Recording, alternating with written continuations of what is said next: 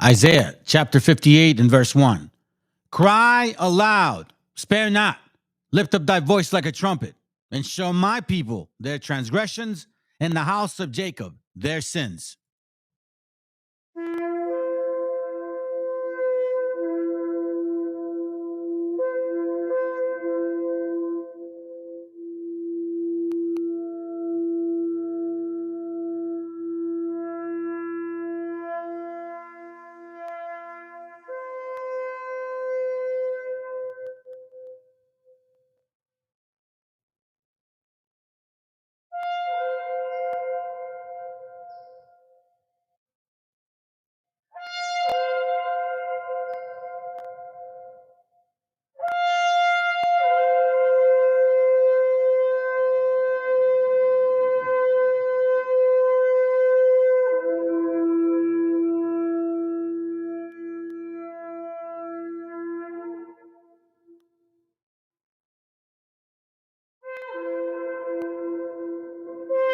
Copyright disclaimer. This content does not belong to Bible Chronicles or claim this intellectual property. The content provided today has and always will belong to the content owner. Bible Chronicles does not have any affiliation with the owner of this property. As mentioned, Bible Chronicles did not intend to make use of any material for the purpose of harvesting gain. However, Title 17 of United States copyright law states material and use can only be done when it's for theological or general educational purposes, and thus Bible Chronicles believes that this principal material falls under fair use, which honors protection under Section 107 of the same U.S. copyright law.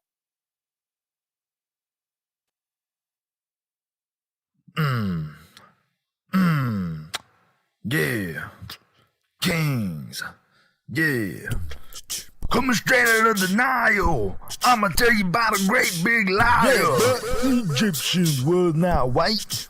Them college niggas ain't right. Built the pyramid. Look at them lips. Look at them hips. That booty so round. You know that girl be brown. So you mean that we was like, whoa? We was kings and shit.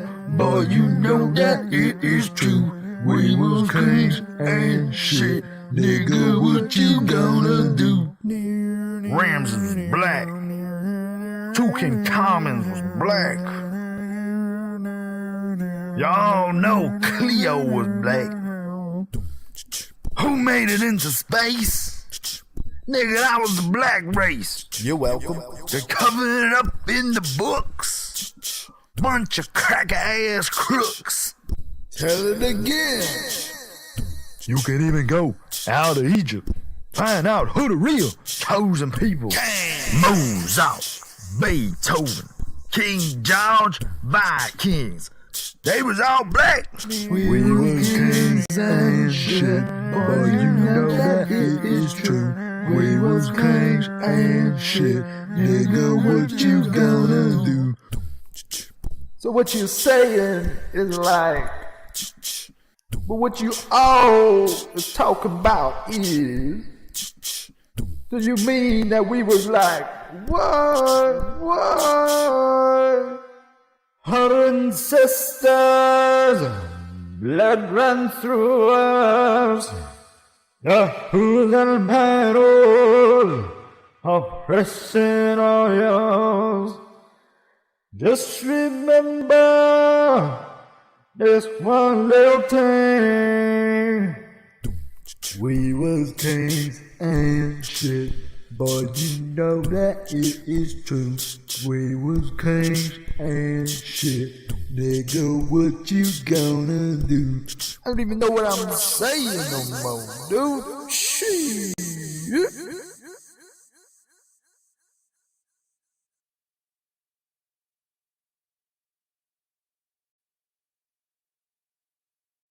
El autor viene a decirnos con mucha firmeza y gran convencimiento lo mismo que nos decía en el siglo XVIII el barón de Holbach, ¿no? Un filósofo francés de origen alemán. Si nos remontamos al comienzo, entonces hallaremos que la ignorancia y el temor crearon a los dioses.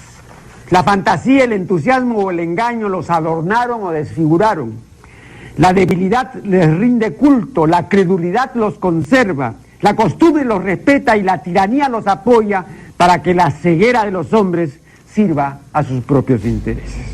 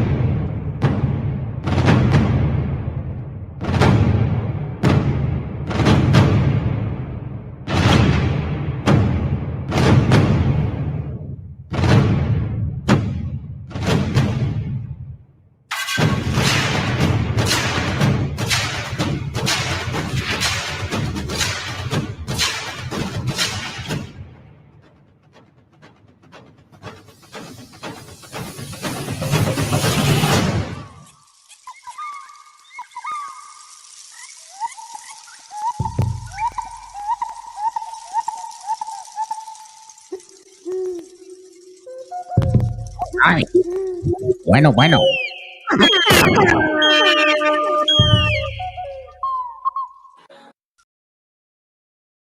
Yeah, all right, family, all right. All right, so I know you fuckers don't give a shit about the channel as much as you used to because apparently we got some differences, and it's all good. I'm not gonna stop teaching what I teach, and I'm not gonna start showing what I'm showing. So I'm basically going to call out every damn individual out there that thinks that, you know what I'm saying, that we are wrong. And then I'm making shit up. This goes to Indigenous Revolution. This goes to the BHIs. This goes to Wabos. This goes to Fopies, BHI Negroes only. This goes to Christmas Christians. This goes to all of y'all. You know what I'm saying? Like, I find it so interesting, man. And I found this video. And by the way, the reason I'm live again is because I had said I was going to finish the topic from earlier today. You know, that's what I had said. That I was going to finish the topic from earlier today. Because I left some stuff out that is extremely important. And for you guys that are catching it, man, you're one individual that's catching it, man. You know, all glory to you, brother. All glory to the Most High for having you here, brother or sister. Or frenemy, because, you know, you may be a stranger and you're just watching to see what kind of dumb shit I say, maybe. You know, some of you guys are here, too. Some of you guys are like that doing here. You know, but anyhow, let me go with my class, man. Enough said. Because I think I've collected some videos that I left out, and I appreciate this because it reminds us of like the greatness, you know. And again, thank you for being here late night with MESHIACHA Chronicles, aka Joshua, aka the Canaanite Slayer, aka still undefeated. Let's go.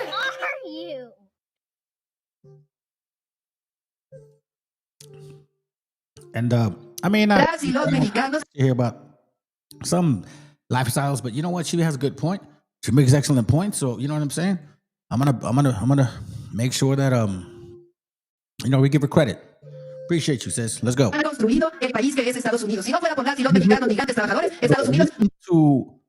let me slow it down because y'all don't speak Spanish for the most part. Look at what she's saying, and look at what this other young girl's saying, right? Because a lot of you guys still really fall into this particular thing right here. You know, and I'm glad I remembered this verse because I forgot about it the other day, man. I was really upset at myself. As for us, Lamentations 4:17, as for us, see, these are people that still depend on the oppressor to change his ways. Like, you depend on the oppressor to change his ways. And just maybe, you may get some rights. And then maybe no. Matter of fact, your mind turns into, oh man, they're the best things in sliced bread. As for us, our eyes have as yet failed for our vain help. In our watching, we have watched for a nation that could not save us. When somebody steals from you, what do you think they're going to do again? If you don't do shit about it, what do you think they're going to do again? And this, like, I slowed it down so you guys can understand. Because she speeds it up. Watch what Shane Brown, the president of Mexico, says, and watch what the girl says next. And then I'm going to give you more understanding on this. Las y los mexicanos han construido el país que es Estados Unidos. Si no fuera por las y los mexicanos, migrantes, trabajadores, Estados Unidos no sería el país que es. No, no es cierto. No mientas, señora Sheinbaum. Por eso me dicen a mí malinchista, porque digo la verdad, pero es que las cosas como son. Estados Unidos es el país que es por muchos otros factores. La influencia política y el liderazgo que tiene Estados Unidos a nivel mundial es... So she's saying the leadership, the politics on a global level, right? Es impresionante. El historial de gobernantes y presidentes que han tenido Estados Unidos, en su gran mayoría, han sabido tomar excelentes decisiones para su país. ¿Se imagina, señora Sheinbaum, una presidente como usted en Estados Unidos? Definitivamente Estados Unidos no sería potencia para nada. El poder tecnológico que tiene Estados Unidos es increíble. El liderazgo a nivel científico es impresionante. Su poder militar es el mejor del mundo. También teniendo en cuenta que Estados Unidos es potencia económica. Ay, no, qué bárbara, qué bruta. All right. Okay. So as you can see, this dumb bitch, I'm gonna call you that. This is why, es más, I'm gonna say it in Spanish para que vean, lo escucha la gente mexicana, güey. Esa gente mexicana que vive en México, ustedes glorifican a estos gringos como que si fueran algo completamente tremendo del fuera de serie, güey. Y la pura neta es esta. Están confundidos, cabrón. O será que ustedes vienen de esa pinche sangre española, portuguesa, europea, ¿sí me entiendes? Porque francamente, cuando ustedes hablan así, es porque les están lambiendo las nalgas, güey, a los gringos, cabrón. Porque ahorita les voy a enseñar videos para que entiendan muy bien. And I wanted to say this in Spanish for you people. Because I know, bro, I know. Because listen, let me say it like this. There used to be, look, there's 700 plus people supposedly subscribed to this channel, right? And back before I brought some things up about this Roman Catholic New Testament, right? We had people watching often. As soon as I started saying some stuff like that, y'all disappeared. And here's the reason why I don't mind. Matter of fact, maybe my goal is to, how many people can I unsubscribe from this channel? Like, that's going to be my goal now. How many people can I force to unsubscribe? Obviously, logic, like with mindset, I'm not going off stupid and shit. Because I find it so interesting that I catch all the channels, bro, that they grow so fast. They say dumb shit. They don't say nothing valuable. Like absolutely nothing. No real food of the mind and the spirit, regardless of whether it's biblical or not. But they grow so fast. Like, for example, this sister channel, she should have more people, but she doesn't. Look. And I mean, hers is steadily growing, but compared, like, for what she looks like, she's an attractive woman, young lady. Excuse me. She would have had more people. But the fact that she spits facts, this is what you Mexicanos dislike, bro. La raza mexicana, güey, no les gusta la verdad, cabrón. Es la pura neta, güey. En verdad, y son una bola de... La mayoría de ustedes, güey, son una bola de ignorantes, cabrón. Se enfocan más en pinche música, en banda, o la plebe, güey, o las pinches morras, you know what I'm saying? Or hanging out with the friends on the weekend, drinking. That's what you mostly people do. And you want to know something? I don't envy that shit. That's not the purpose. I especially with the kind of life I used to have. Fuck that, man.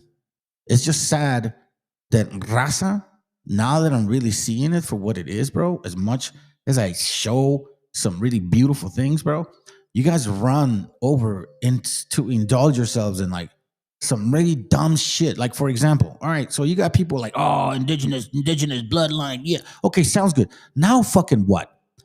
Now what, Mr. Indigenous people? You want to teach us about our indigenea? Okay, sounds good. Teach me about your indigenea. And then what the fuck are we going to do? Huh? And then answer me this. Why are things on a grave level happening to our people here? Like, why is it happening specifically to our gente? And how can we change that? And don't fucking sit here and tell me that you're going to fix it through government. Because again, it goes back to this particular verse right here. As for us, our eyes as yet failed for our vain help in our watching. We have watched for a nation that could not save us. This is why I like her message. Pinche morra pendeja, güey. Like, es que los pinches güeros son a toda madre, güey. Son bien inteligentes, son bien poderosos, tienen todo lo mejor. Cállate, pendeja. Como por eso te digo, güey, pinche mexicano, güey, mejor ya cállense el hocico, güey. Porque ni siquiera entienden lo que está pasando en México, cabrones. Pero cómo les gusta de andar de hocicones, güey. You guys talk a lot of shit about stuff you don't know. Oh, I'll be worshipped by Virgin Mary and my freaking Jesus. Do you even know where it comes from? No, you don't. Deberías de consumir menos en las redes sociales y levantar un libro, aprender a leer, pero con comprensión. Mira. Why I show this, I'm gonna let her speak, because I show you guys books. Like the one person that's here watching, you're like the only person here watching right now, man. You know what I'm saying? And maybe it's the algorithm. Maybe I don't know. Maybe it's just tonight. I don't know. Maybe a lot of you guys. Honestly, when it comes down to it, like you don't really you don't care about the Most High. Like you don't really care about the Most High. You don't care about His ways. You know what I'm saying? Like it's like, oh yeah, it's cool. You're like BHI shit. You know, it's cool being a Hebrew and you're smoking blunts, drinking beers and shit, and you're like, yeah. You know, like bro, for real, let's go. Tú dices que este país es grande por sus presidentes, por su ingenio, por la tecnología que surgió como mana del cielo protestante, pero es que nunca te contaron la otra historia, la que no viene en los libros con sellos oficiales, la que no enseñan en las escuelas donde la bandera se alza como si fuera la única verdad. No fue México quien perdió su tierra, señorita. Se la robaron. La cortaron como se corta el cuerpo de un animal dormido y después le dijeron que fue justo.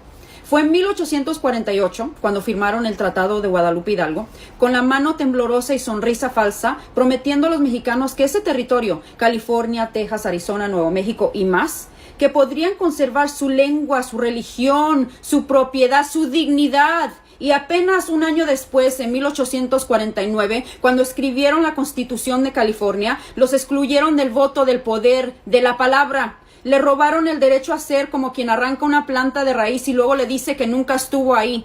Los juzgados se llenaron de demandas contra rancheros mexicanos. Las tierras pasaron a manos de los abogados blancos con mapas nuevos. Y el territorio que era México, con su historia, con sus nombres, con sus muertos, se convirtió en escenario para la conquista. ¿El robo fue legal? Sí, fue legal, pero no fue menos robo. Y tú me hablas de innovación, endeja, como que si no supieras que Guillermo González Camarena, un joven mexicano de mirada incansable, inventó en 1940 el sistema de televisión a color que hoy ilumina millones de pantallas, que los avances en sistemas de navegación, telecomunicaciones y tecnología aeroespacial, incluyendo los usados por la NASA, también tienen sangre mexicana. Desde Rodolfo Neri Vela, el primer astronauta mexicano, hasta Luis Enrique Velasco y Carlos Noriega, ingenieros y científicos mexicanos cuyos aportes al diseño de software, estructuras y simulación orbital han sido fundamentales, aunque sus nombres no crucen las atmósferas del reconocimiento, señorita. E incluso las armas, sí, las armas, eso que aman tanto aquí en los Estados Unidos, y me imagino tú porque dices ser una mexicana republicana. Sí, las mismas pistolas que cambiaron la historia de los imperios, incluyendo la de los Estados Unidos, fueron transformadas y perfeccionadas por manos mexicanas como Ignacio Zaragoza, quien no solo lideró tropas, sino también diseñó modificaciones armamentísticas adoptadas por el ejército mexicano durante las intervenciones estadounidenses y por armeros del norte de México como Teodoro Aguilar, cuyos diseños inspiraron modelos posteriores usados en conflictos del suroeste de los Estados Unidos. Y el cowboy, porque me imagino que tú has de ser una de esas, ¿no? El cowboy, ese ídolo americano vestido de nostalgia, no es más que una copia desgastada del vaquero mexicano, del charro mestizo, que ya arreaba ganado desde el siglo XIX, con sombrero, espuela y un silbido que calmaba a las bestias. Aprendieron de los tlaquiqueros, de los jinetes del Bajío, de los caporales de Sonora, pero luego les pusieron un sombrero blanco y los borraron de la foto. Pero si aún no te duele, escúchame bien. Hoy, ahora mismo, más de 40 millones de mexicanos y mexicoamericanos viven en este país. Trabajan en los campos, en los techos, en los restaurantes, en los hospitales. No lo digo como símbolo, lo digo como números. Sin ellos, el país se detiene. Sin los jornaleros mexicanos, no hay lechuga en tu plato ni fruta en tus mercados, endeja. Sin los cocineros, los albañiles, los meseros, los técnicos, los obreros, los edificios no se levantan, los hogares no funcionan, las ciudades no respiran. Sin las trabajadoras domésticas que cuidan niños ajenos mientras dejan a los suyos al cuidado de nadie, la economía se desmoronaría antes del amanecer. Aportan más de 1.2 billones de dólares al PIB. ¿Sabes qué es eso? Pagan impuestos 97.6 billones de dólares al año. Being quiet, man, because she's educating right now, bro. So again, look, that's her lifestyle. I don't agree with it. You know, the other month, maybe I was talking shit. I understand. Maybe I pushed it a little bit. Sorry to offend if I offended you, sis. You know, again, I don't know that lifestyle. I don't agree with it. You know what I'm saying? God's gonna do what He's gonna do. But right now, you're spitting message. So I will be quiet for a moment. Let's go. Consumen, sostienen industrias enteras.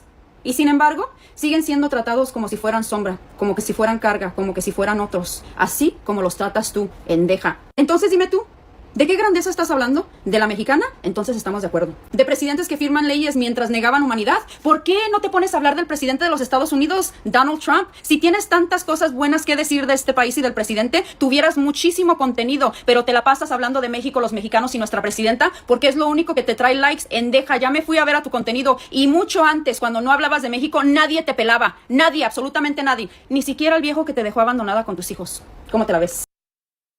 Damn. That's a woman thing right there, crazy. De guerras ganadas con cuerpos prestados, los de nosotros. Sabes que los mexicanos, los padres mexicanos que tú estás hablando, esos indocumentados, le regalan a este país a toda su personal del Army, del militar. Tú dices que si Claudia fuera la presidenta de los Estados Unidos ya estuviera muerto, pero te equivocas, porque Claudia creó 1.266.025 trabajos, mientras de que Trump nada más creó 73,000.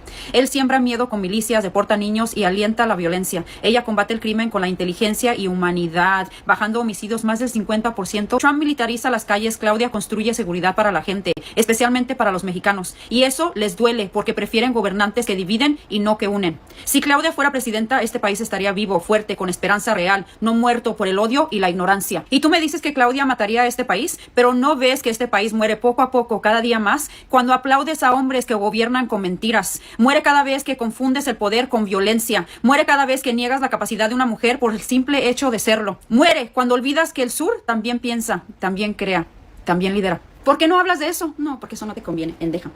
De una nación que se alimenta de manos que nunca aplaude. ¿Te acuerdas de la esclavitud?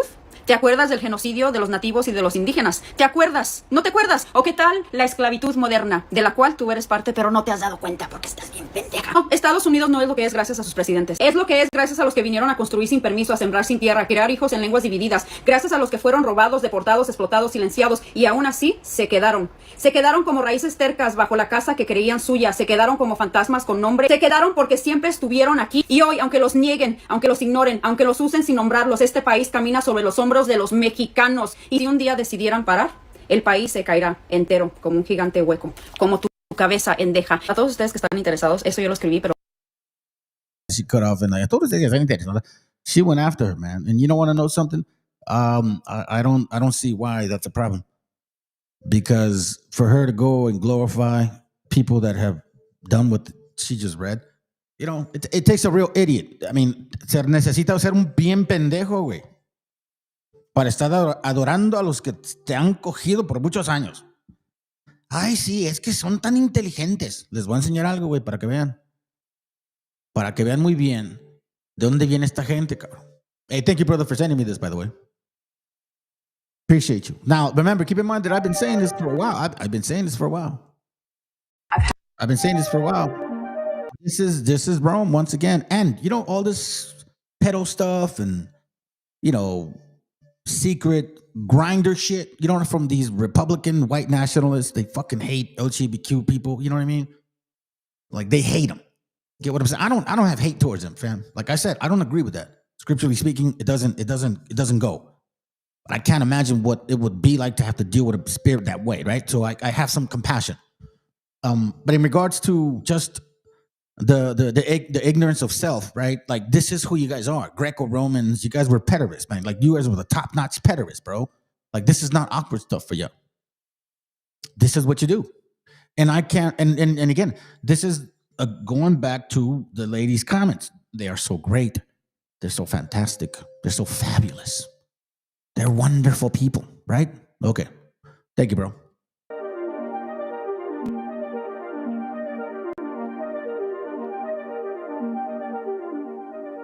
Else I learned black people, Mexican people, just people of color in general, didn't masturbate in rooms with their.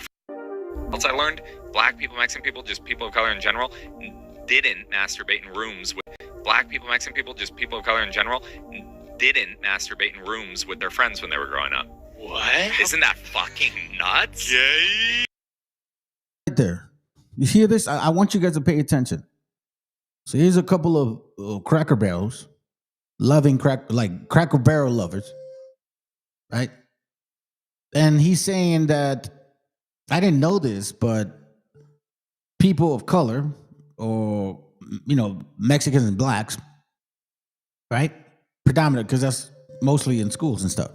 He says this. He says, I didn't know that Mexicans and blacks, like, when they first learned to masturbate, jack off, like, they did it themselves. They did it by themselves. I'm like, what the fuck are you saying, bro? So watch why he says this. Black people, Mexican people, just people of color in general, didn't masturbate in rooms with their friends when they were growing up. What? Isn't that fucking nuts? Yay!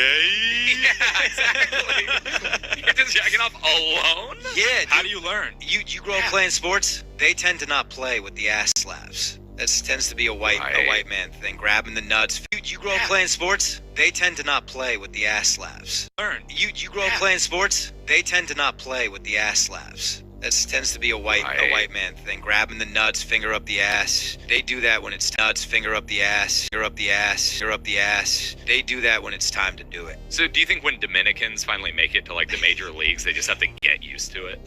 Like, why is this old Italian guy smacking my ass? It was a single. Relax. Yeah, we called it Ookie Cookie. It was. Now, again, we're going back to what this lady put these people on a pedestal. She literally said, like, yo, they're on a pedestal. They're the best things in sliced bread. Right? Estaba diciendo, güey, que pinches gringos son lo mejor.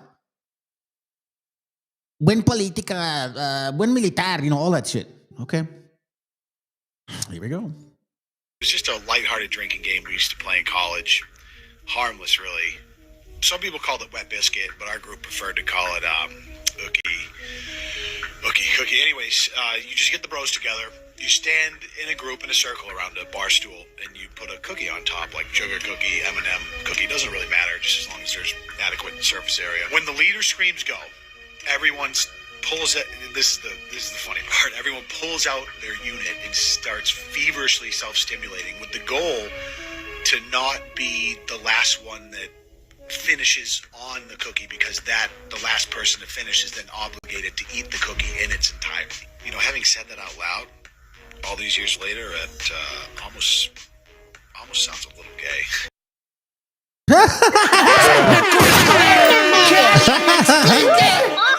You know why he says that? He was probably the last one several times and shit. He probably ended up eating all them sperms from the cookies that fell on. Oh my God, that's fucking disgusting. But see, the thing is that they say it like it's no big deal. They're like, bro, did you know that blacks and Mexicans like never jacked off like in front of guys? No, bro, you know, like us white guys, we jack off in front of us. Like, we learn to jack off by watching each other. That's basically what he's saying. That predominantly white boys, white nationalists, right? Like, this is how they learn to masturbate. This is what he's saying. I'm not saying that. This fucking what this guy is saying right now. Else I learned black people, Mexican people, just people of color in general, didn't masturbate in rooms with their friends when they were growing up. What? Isn't that fucking nuts? Yay! Weirder for him is that he says gay. I'm like, what? Bro, it's more gay looking at another dude's penis. It's more gay watching him and you ejaculate at the same fucking time. What are you talking about? I think maybe they just don't realize that they are, again, Greco-Roman. That's a pederast thing, bro. And this is who they are. Like the brother said, Alex Jones admitted, y'all are Romans, bro. Exactly. You're just jacking off alone? Yeah. How do you learn? You grow up playing sports? They tend to not play with the ass slaps. That tends to be a white man thing. Grabbing the nuts, finger up the ass. They do that when it's time to do it. So do you think when Dominicans finally make it to like the major leagues, they just have to get used to it? Like, why is this old Italian guy smacking my ass? It was a single. Relax. Yeah, we called it Ookie Cookie. It was just a lighthearted drinking game we used to play in college. Harmless, really. Some people called it Wet Biscuit, but our group preferred to call it Ookie Cookie. Anyways, you just get the bros together. You stand in a group in a... Here we go, the bros. The bros. So whenever you see a right winger talk about the bros, like Proud Boys, the bros, yeah, that's...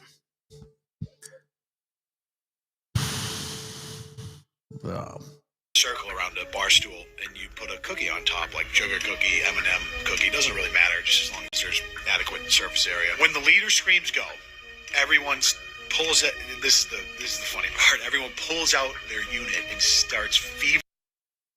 They think it's funny. Like, bro, it's just embarrassing, bro. It's just embarrassing. Like exposing yourself in front of other people. It's embarrassing. It's not funny, dude. At least, I don't know, man. That's the way I was raised. You know what I'm saying? It's weird to me that they see it as if no big fucking deal, bro. And yet they're sitting here criticizing the Rainbow Group.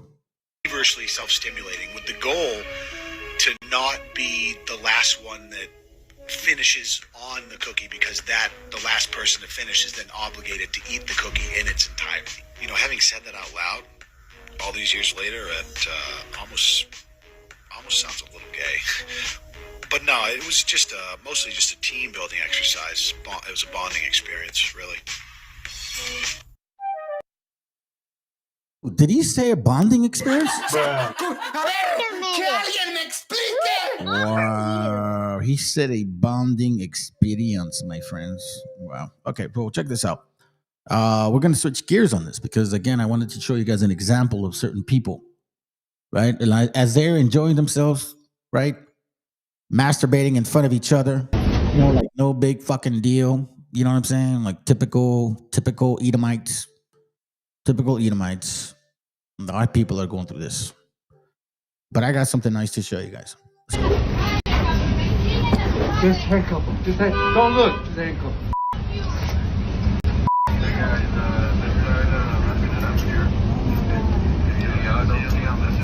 All right. Get him up.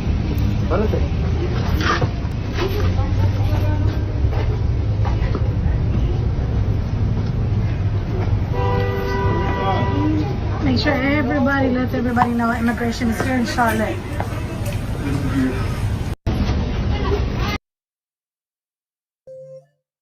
Nah, but you know what?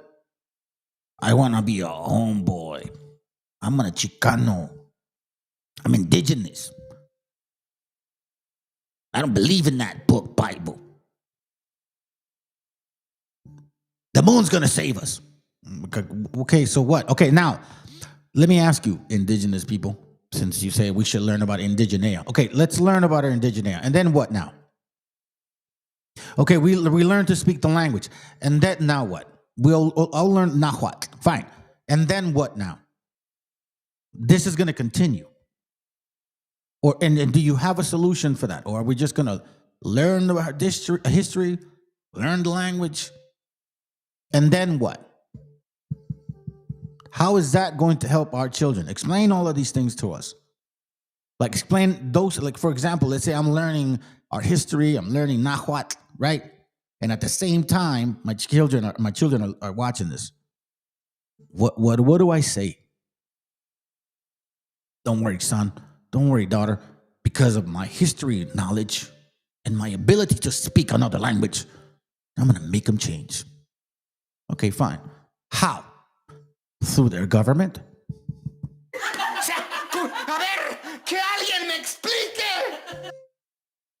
Because you know what? Whether you guys, well, first of all, you disagree, fine. Fine. You disagree. Then debunk the shit that I bring out. Like, for example, debunk the stuff that I connect the Bible with, our history. Indigenous warriors or revolutions. Hebrew letters. You'll notice there's a person carved here in the middle. It looks like he's wearing a robe and a turban on his head and holding a tablet. The letters above his head say Moshe, which means Moses. As you can see, the inscription of the Ten Commandments is all over the front, sides, and back of the stone. After the stone was discovered, when word got out about it, many people automatically dismissed it as fake because they didn't think it was possible for an ancient Hebrew artifact to be found in a North American burial mound that was a couple thousand years old. And they weren't aware that block Hebrew was a genuine written form of ancient Hebrew.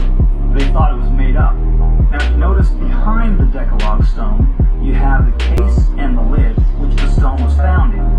And as I mentioned before, David Wyatt had witnesses with him. They dug up thousands of wagon loads of dirt and stone, and at the very bottom and center of the burial mound, they found a wood coffin. When they opened it up, there was a skeleton inside that soon crumbled to dust, as ancient skeletons often do when they're exposed to air. There was a stone found with the skeleton, and when they picked it up, they could hear rattling inside of it when they shook it. And it turns out, the stone was a stone case. So, let's say, yeah, well, that's been debunked. Sounds good. Let's say it was debunked. Okay. Time to show you guys some material here. Let me close this up. I have this book called here. I never showed this to you guys, so let me show it to you now.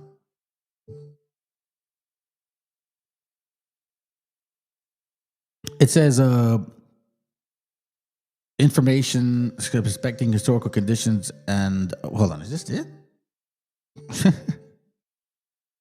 I don't think it is. Oh yeah, that's right, my bad.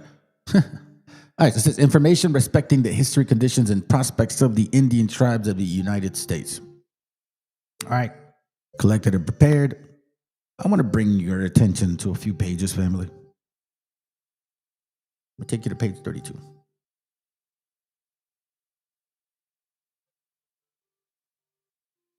Let me see where we got. Oh, I passed it a little bit. Page 30. Hurry up, bro. What's going on there? Oh, what? How come I can't get to it? Hold on a second, family. Let me try to get to it.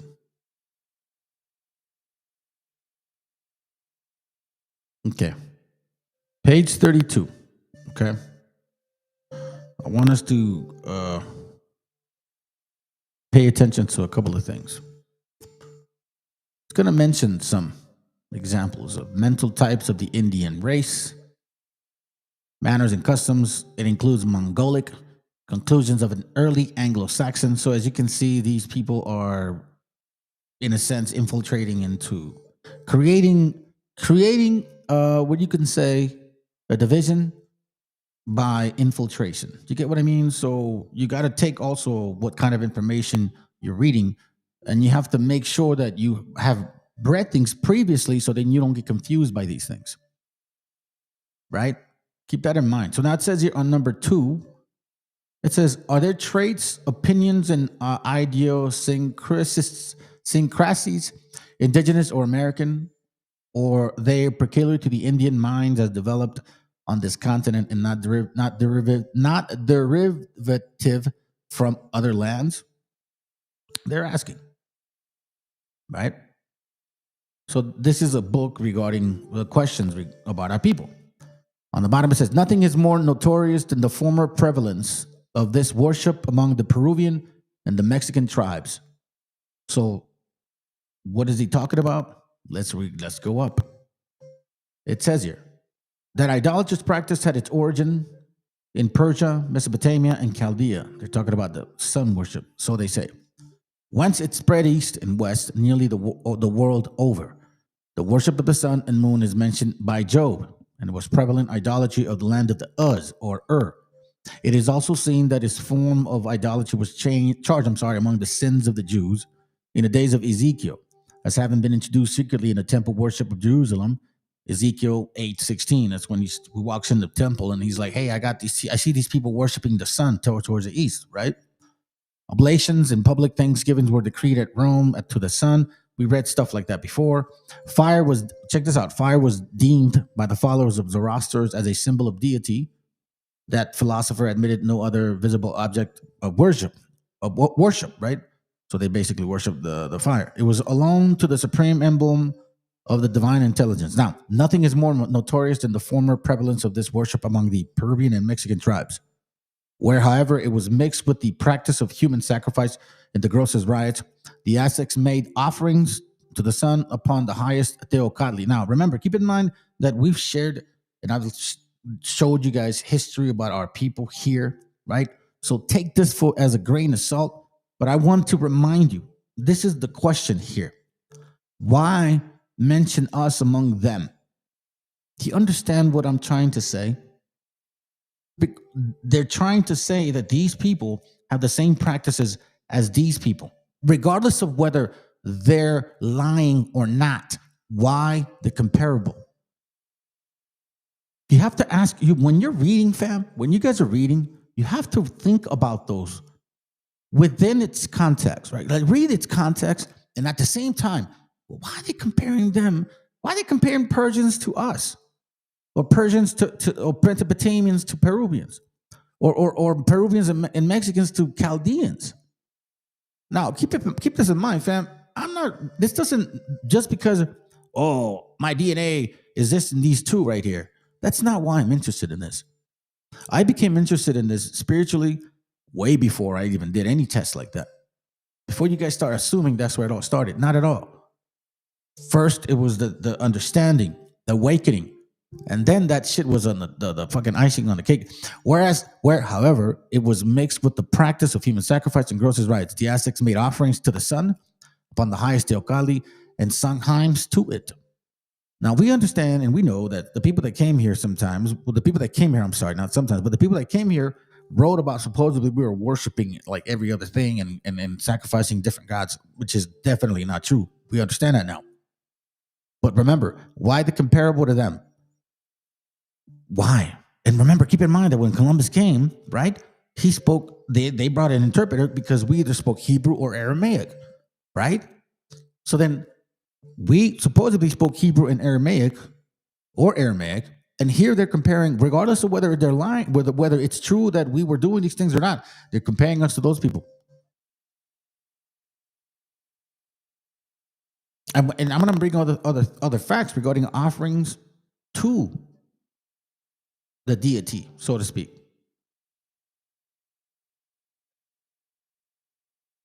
Let me see on page. Where are you at? Let me go back down to. Hold on a second here. We'll go to. No, matter of fact, let me skip this one. 73. We're going to go to page 41. Give me a second. Okay, here we go. All right, page 41. All right, check this out. Mental type of the Indian race. Okay, we're going to read on the bottom. Right here. 27. Okay. Matter of fact, we'll read up here. It says here, an Algonquin, on a certain occasion, was passing at dusk through an extensive Indian burial where his Ogitezin Igua, I believe, lay. So he's, that's what he said. Believing that the dual soul abides with the body. His fancy pictured to him two of the Batras sitting between the graves. He had a kettle of whiskey in his hand. He felt that he could not part with this precious drink by pouring out even a small libation. He grasped it the firmer and hurried on, but cast back a furtive glance. One of the spirits was on his track. He hurried on, but he was ghostly pursuer gain on. So he's like supposedly dealing with the spirit chasing him, okay? He determined at once of it on his course, and letting the phantom come up close to him, he wheeled round on a sudden and grasped him. He looked, and lo, he held him in his arms, not his pursuer or ghostly patra, but a tall bunch of bush rushes. All right, now the spirit was vanished and transformed himself into a plant in an instant. Such are the notions of the Algonquin, and so far as known to the North American Indian generally. So check this out. Watch this. In section 27. And I had to read up a little bit so you guys can understand the way that we conduct ourselves. Like we believe in spirit stuff. You know what I'm saying? Like our native brother he was very like he felt like something was chasing him, right? So he just kept going and going, and finally he turned around. He felt brave enough and turned around, and what was chasing him was like a rush or something, like a brush or something, a bunch of brushes, right? So now check this out. It is a species of idolatry laid to the charge of the Israelites, that while they were in the wilderness, they ate the sacrifice of the dead. Psalms, I believe 49, the CV1, no, Psalms 41, I think 28. There is hardly a form of Eastern idolatry herein allude to, into which the Israelites had not, at one time or another, fallen. But the most common, widespread, and often reoccurring rite was that of a burning incense on a high place to imaginary beings, right, like the burning bush, or the devil, under the elusive idea of their being gods, the very trait which is so striking in all of the Indian tribes. So it's like now all of a sudden they compare us to the Israelites. Again, for good or bad reasons, why are they comparing us to people over there?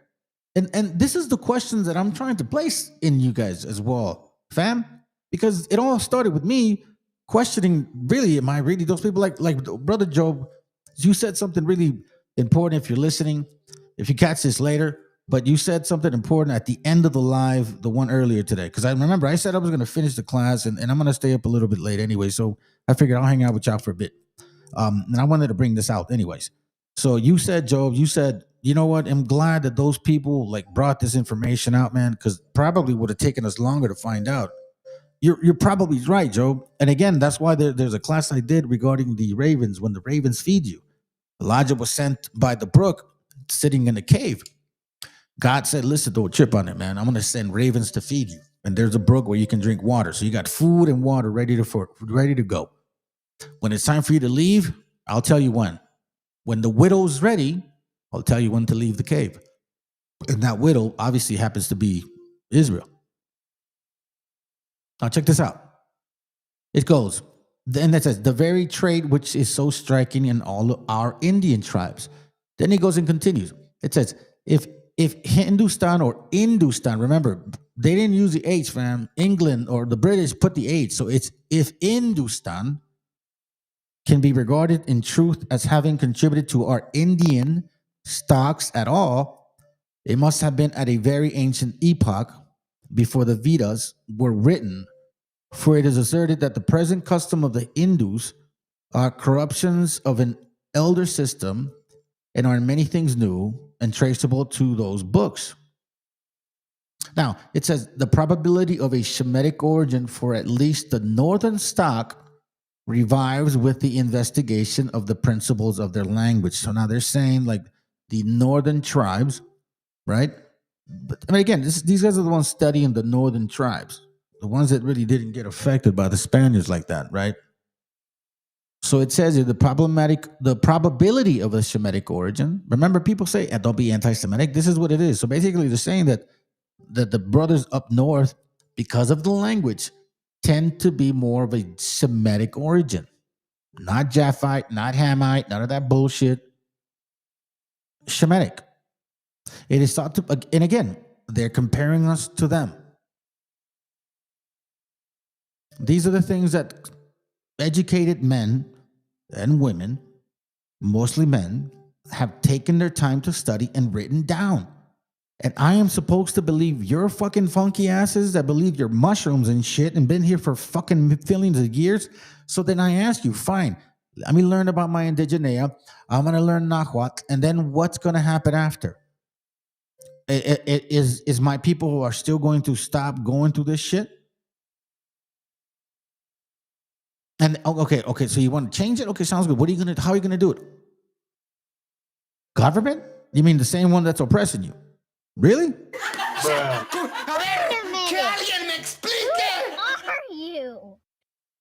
Okay.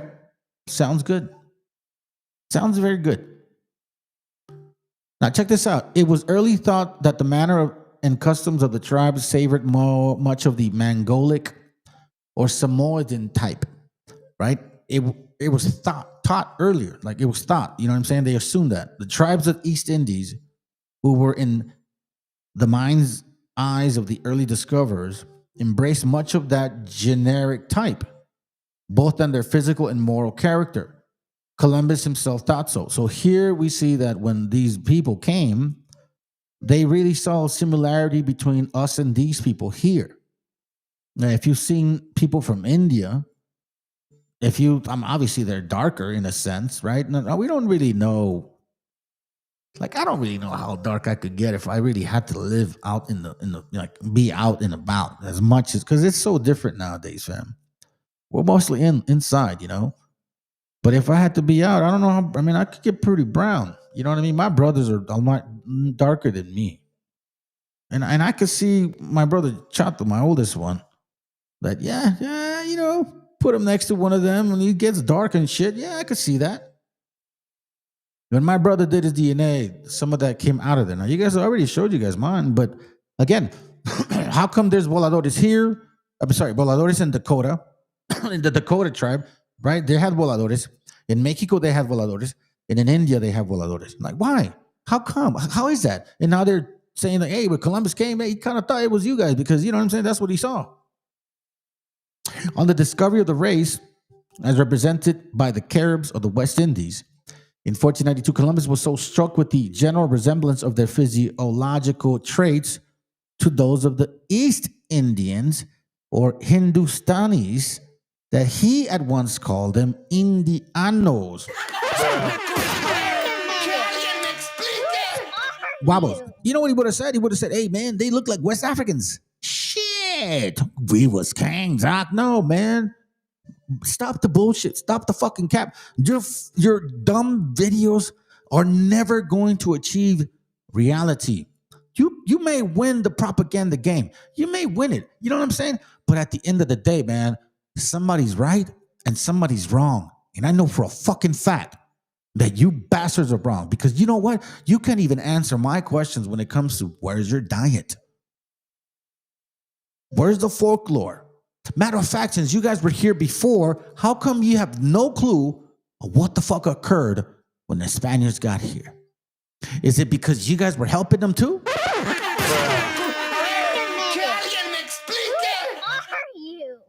Here we clearly see that similar resemblance. Now, I've showed you guys in class earlier, before, about the Ayaman tribe. The Ayaman tribe. Watch, I'm going to show you something. Let me see if I can get it real quick. Yeah.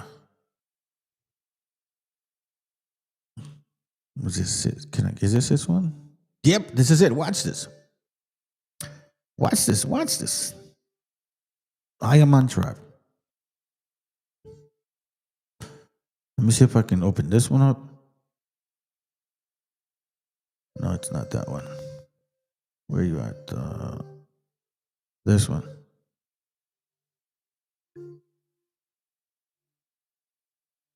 Watch this real quick. Let me show you.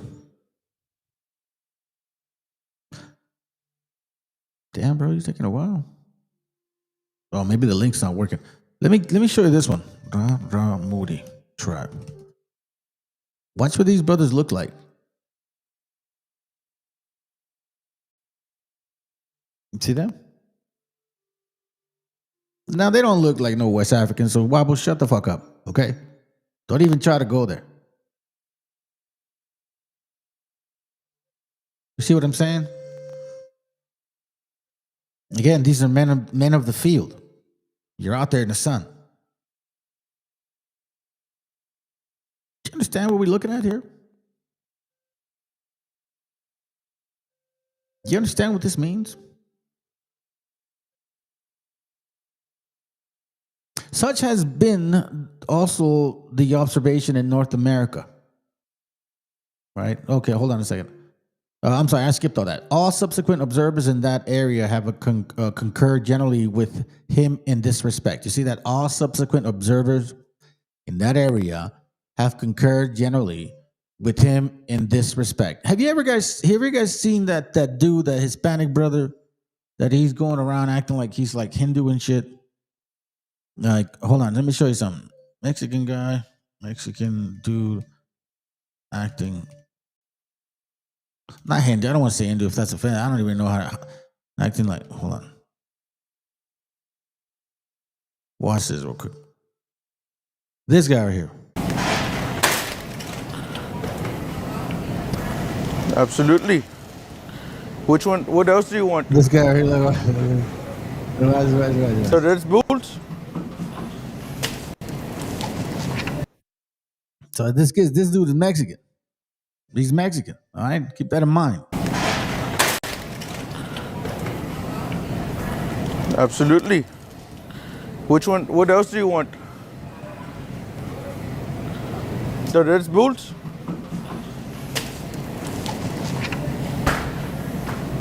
Yes. Oh, that's your shit. I'm sorry, motherfucker. Hey, motherfucker, I did not see it. Hey, what are you saying? What are you talking about? You speak Spanish? You speak Spanish? Tararum, parabum, pum, tum, timperum, pendejo. Yes. So he goes around acting like he's like watch this. It's funny, dude. Hello, how are you doing today? Good. What's your name? Ayaz. What's your Baljeet name? Pinchot. Yeah, I wanted to see, do you know what the Google gift cards are at? Gift cards are at? Yes. At the front checkout. By the way, do you want to take a trip to Hawaii, India, Pakistan? Do you want to go back, whatever? Or, I have we work for a call center and we're pretty much trying to see, see if you wanted to go to a trip, all you got to do is just go back in the counter, get $1, $150. Gift card. Okay. Give it to me. Give me the code, and then I'll take care of the rest. You Guy's totally Mexican, bro. You see what I'm saying, though? I know it's a little bit funny, man. I hope you guys can kind of handle my humor a little bit. But remember, you keep in mind what we're talking about here. Let's continue reading. Let's see. Okay, here we go. Sorry. All subsequent observers in that area have concurred generally with him in this respect. Red skin, the hazel and glazed eyes, the coal black hair, red skin, not copper color. Sorry, man. Copper color ain't in this fucking word, bro. Copper color ain't red. It says here, coal black hair have continued to our day to be, red skin, the hazel and glazed eyes, the coal black hair have continued to our day to be characteristics even where the breadth of the cheekbones, modified by artificial chronological pressure, and the varying stature and effects were mere latitude and substance fail. It says, such has also been the observation of North America. 92 years after the discovery, that is in 1584, when the first ships sent out by Sir Walter Raleigh, I believe, under his commission from Queen Elizabeth, reached the Virginia coast, they landed among the generic family of the red men, differing in language wholly from the Caribs, but whose physical type was nevertheless essentially the same.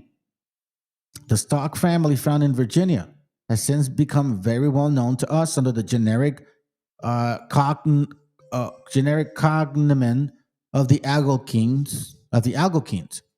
Wherever examined between the original landings of the Occoquan and the Roanoke, and the South Capes of St. Lawrence, they have revealed the same general physiology. Now, if these people look like Africans, why the fuck would they be so like, hey, they look like those guys? Hey, those guys look like those guys. Hey, those guys, no, fuck faces. Let me like, hey man, those guys look like Africans. Maybe a little more light skinned, but they look like Africans. And this is why, listen, this is why you guys hate my channel, bro. Raza hates my channel. Matter of fact, a lot of y'all hate my channel because I speak facts. And you can't attack me with bullshit. I've had people come to this channel, eventually end up threatening with fighting somebody. Not always me. Only one guy did that. Another guy tried to fight everybody here and shit, So I know now what I'm up against. Like I said, you have fools, people with no fucking point of even being on YouTube. They have more followers than this channel. Why? Hey, man, maybe because that's entertainment. And these are just facts. The black straight hair, the black, like Culo Miado says it, right? Hold on, let me read up. They have reproduced themselves in every age of our history without change. You see this? You see what I'm saying, fam? Since 1584. Like, how? This is totally debunking wobbles all day, every day.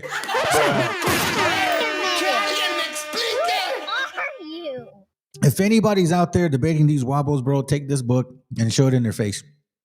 Show it to them. Show it to them. You see the Barjit. Listen, that's why I remember when I first was leaving IUIC, when I was first leaving that place, I remember saying to the brethren, because I was the first and probably the only one that has taught that we went from west to east, okay? Everybody else believes that they went around Africa, or they either don't want to teach what I taught because they know that they got to give me credit, right? Maybe that's what it is. But we went from west to east. Nobody ever taught that. Only I did, and I was the first one. Guaranteed. Let the Most High strike me if I'm fucking lying. No one ever taught that shit in our understanding of who we are.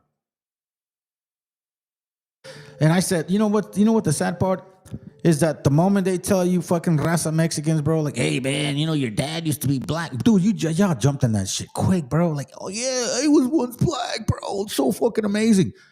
But as soon as they're like, hey man, you may be from this area. Nah, I don't want to be. If I want to be a dark skinned person, I don't want to be like someone that looks like from India. I want to be from someone that looks like from West Africa. Was that the fucking case? Because it almost seems like it, bro. Like, I talked to raza that, man, you guys look like straight paisas, like a fucking motherfucker. And you tell me that you're right. You came out of the nutsack of a black man because you believe in the 12-tribe chart. So now we see, dated 1584, observation of the way our people look, mentioning red men, certain particular features. The black straight hair. Listen, they have reproduced themselves in every age of our history without change. What hasn't changed? The black straight hair. Black straight hair. Straight. Not curly, not nappy, not woolly, not frizzy. None of that shit. Straight. The black glazy eyes. The coffin-shaped face. Produced by the prominent cheekbones. And the peculiar varietic red color and fine, soft, unodorous organization of the epidermis and skin has been recognized as expressly in Indians.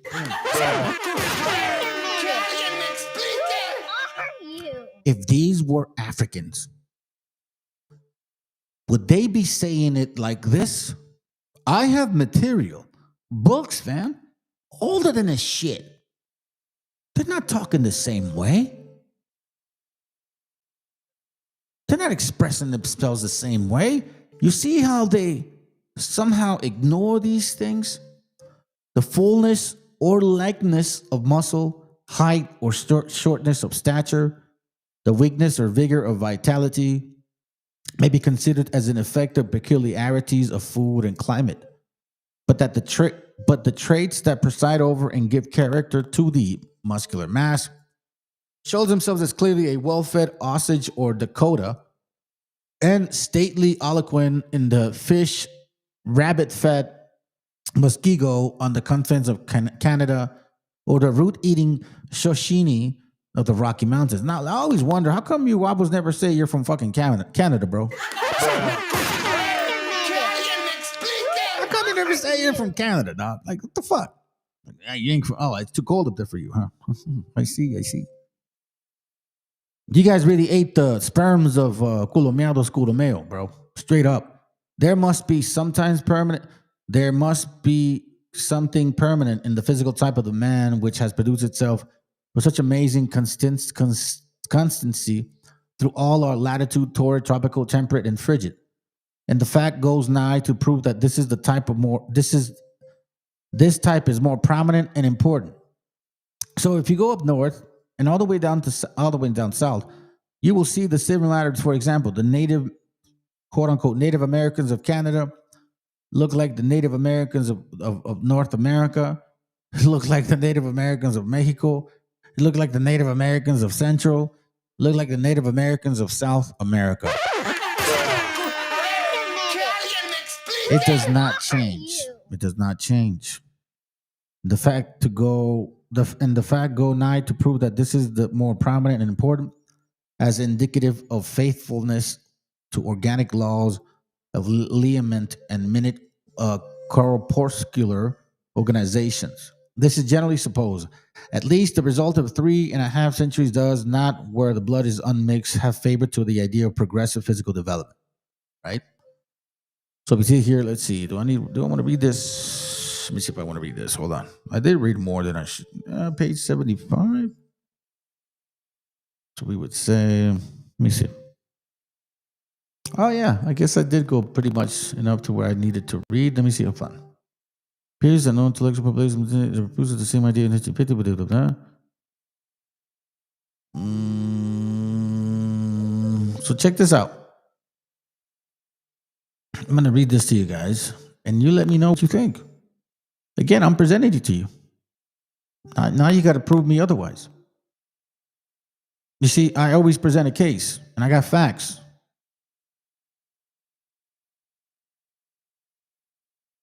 I got a fact.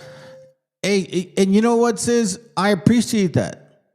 They're going hard for Mexican history, but then what? What is exactly Mexican history? Revolutions after revolutions, the enslavement of our... Okay, so let's go back to Mexican history. The kidnapping of the people, the slaughter of our gente, the feeding of dogs, the feeding of us to dogs, the massive death of smallpox, the corruption, the stealing of lands,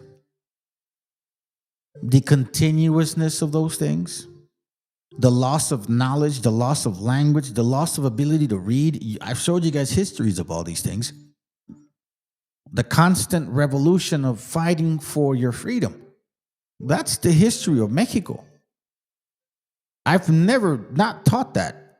But what I'm doing is I'm showing you how that history shows in this book. And I've also showed you guys how books talk about and compare us to people that everybody wants to be. And see, here's the history about Mexico. And I appreciate that they go hard. The Bible said that people would come from afar, from the end of the earth, with the sign of an eagle, with the language that we've never met. That's not a lie. See, that gives me an understanding like, oh shit. So now I know that this was not just because. Okay, check.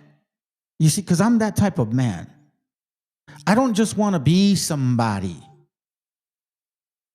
I want to leave that legacy to my children. How can I give them results? What answers do I have as I get older that I can answer for them? Because that's what it's about. I can sit here and be like, yeah, we're going hard on the Mexicans. Yeah, look at that. Okay, sounds good. So then why the fuck is this shit still happening then? Why is it that they're attacking us? Like, what did we do to them? Like, from sincere shit. Okay, fine. They're here. I get it. But why the fuck are we that of an enemy? They don't treat that many other people like that. I mean, they're not like in Africa doing that all across Africa. They're not doing that in that continent. And by the way, when I say it is a continent, that's not a country, fam. Africa's a continent. Don't fucking be dumb now. So then, let me continue reading. The ancient Persians had a calendar consisting of 12 moons of 30 days each, giving them a year of 360 days. They had a cycle of 120 years and allowed the fragmentary hours of each year to be heaped up before them till the close of the cycle. When they added the accumulative days to square their chronology, they believed, like the Hebrews and the Oriental nations, that the sun passed every day around the earth. Hold on, let me see this. Did I miss something? Let me read it real quick. Okay, here we go. Hold on, let me see. Hold on, page 75. Okay, now let me go to page 291. 261.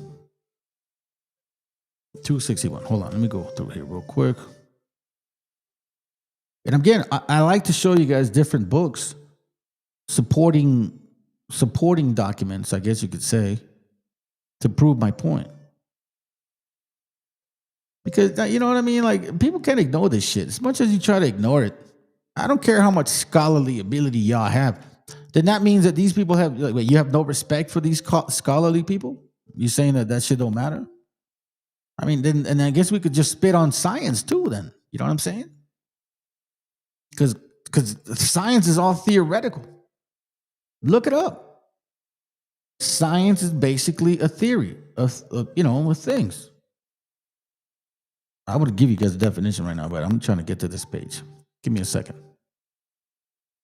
Come on, bro. Don't do this to me, my friend. Don't do this to me. I'll deal with it later. Okay, 261. Here we go. 261, and we're going to go to this section here. Here it goes. Check this out. In regards to the manners, customs, habits, and of the wild tribes of the Western Territory, a true and more correct type than any I have ever seen may be found in the ancient history of the Jews or Israelites after the liberation from Egyptian bondage. What? Once again, comparable. Once again, the quote-unquote medicine lodge of the Indian may be compared to the place of worship or tabernacle of the Jews, and the sacrifices, offerings, purifications, oblations, and anointings may be all found amongst and practiced by these people. So, here, let me remind you of this, okay? Hold on.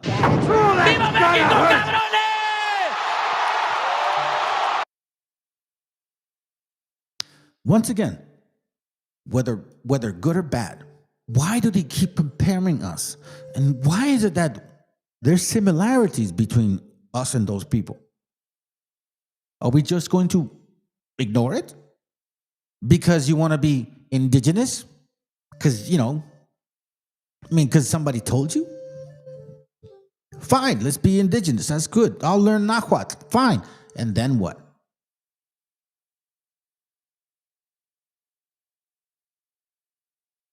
And then what? We're going to base it on government? Which one? Mexican government? The same Mexican government that's a fucking Catholic government? Sure.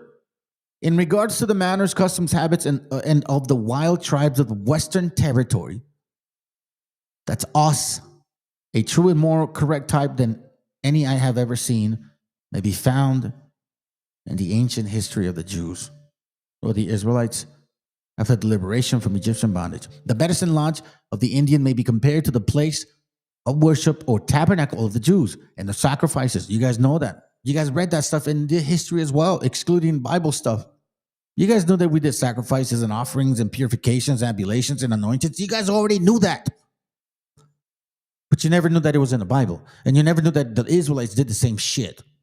And now all of a sudden, oh, no. We're indigenous, bro. In the Bible, the Israelites were given corn. God gave corn to the Israelites. That was their food. In the Bible, that was their food. Did you know that Abraham planted a tamarind tree for his kids? Tamarindo. Did you know that? Or did you know that the Israelites are the only tribe in the entire world that basically ate grasshoppers? Because that was the lawful insect to eat. Did you know that? Now, how come we have those similarities? Gosh darn it. How come we eat corn too? And grasshoppers? And unleavened bread, which is called matzah. And matzah sounds Hebrew. Hello? Well, Jewish. The sacrifices, offerings, purifications, oblations, and anointings may be all found amongst and practiced by those people. The custom of the Indian women at certain periods after childbearing are almost those of the Jewish women. Why is that? Check it. They have to undergo a probation of a certain number of days on all such occasions. Besides ebulations and purifications before they are considered fit to enter into their domestic duties. So in the Bible, in case you don't know, in Leviticus, right, there's a period where the woman, depending on what kind of child she has to stay away.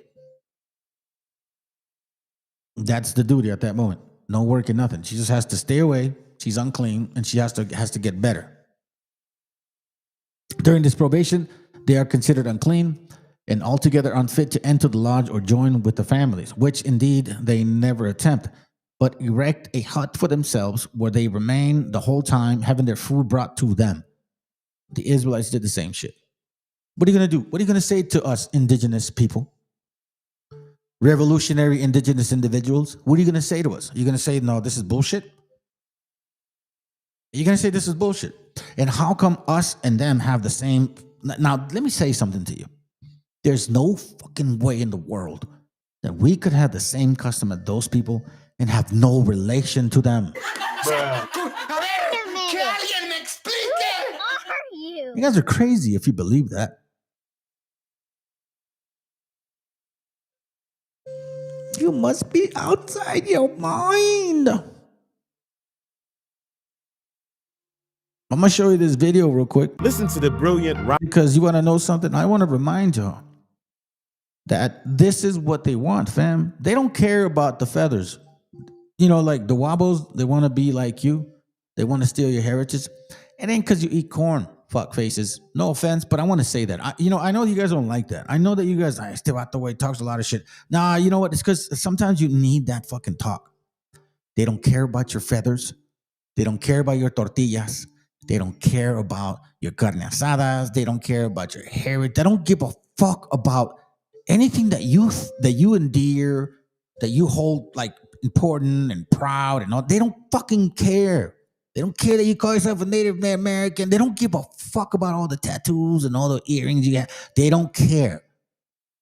What they care about is that the people that are in this land and that have been in this land are the chosen people of the Most High, of the Creator.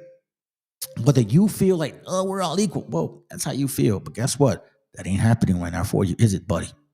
It ain't happening for you. No, we ain't all equal, fuck faces. Guess what? You're getting treated like shit too. The manner of mourning for a deceased relative is very similar to that of the Israelites. Seriously? Seriously? You're going to deny these things here? sacrifice, oblations of purification, all of these things, anointing, how women stay away after they have a child, and also how when somebody dies, all of a sudden this is not true. Nah, that's a lie. In such cases, the man will cast off all their finery and put on instead, if they put on anything, the most worthless garments. You see that? The most worthless garments, like you are in like Job, basically. This is like Job. Job did that, and keep their heads and often the body debowed with white clay. They're mourning during the time of mourning. You see that? Which sometimes lasts 10 moons. Damn. This might be called putting on sackcloth and ashes.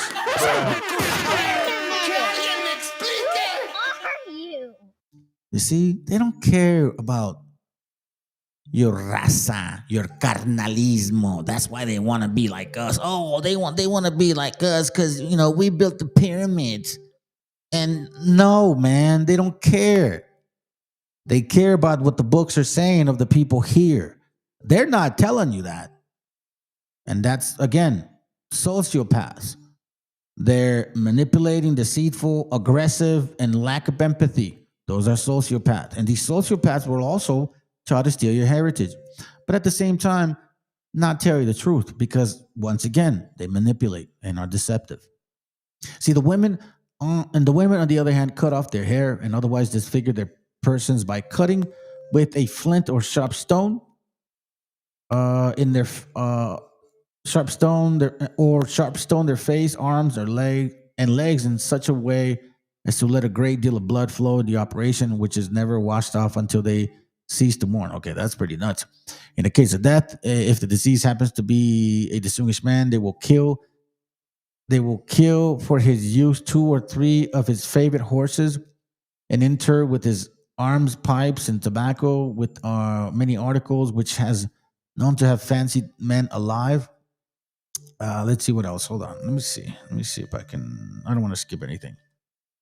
Hold on.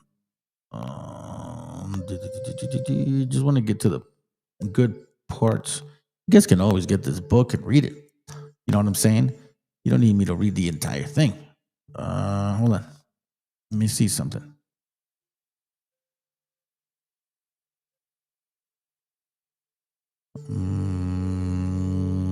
Getting disposed as tree business.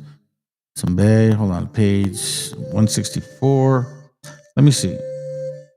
Oh, my bad. I know what I was doing. Oh, that's right. I went a little bit too far. I'm going to show you this real quick. Page 299. Watch this. Para que vean, güey. Now, this is very interesting. And again, I've shared this with you guys before in many different angles. You're going to see a name that's going to basically catch your attention. So here we see, right? Watch this. It says here, in this view, the form number 348, 349 are added. It says here, it is apprehended that no precious equivalent for 350. The test phrase proposed, it's just numbers that they go by. That's how they like jot things out. Let me just skip that. Check this out. In the Algonquin, however, the phrase nin do yaun. Listen to this. Nin do yaun has been rendered literally, I, the body, I am. So this is what the brother was saying, right? For example, the whole question turning upon the primary meaning of the root form yao or yah. You see this? Yao, yah. Now it says here on the bottom, the almost exact identity of the sound of this word with the Hebrew verb to be this one has not escaped. Notice. Now, what is that? I'm going to show you what that is. Okay. Let me go here. Blue Letter Bible. Let me go to the Lord. Just click on any one, I guess you could say. We'll go to Genesis 2:4. And we'll click on the Lord right here, right? And then you see that right there, family. You see that right there?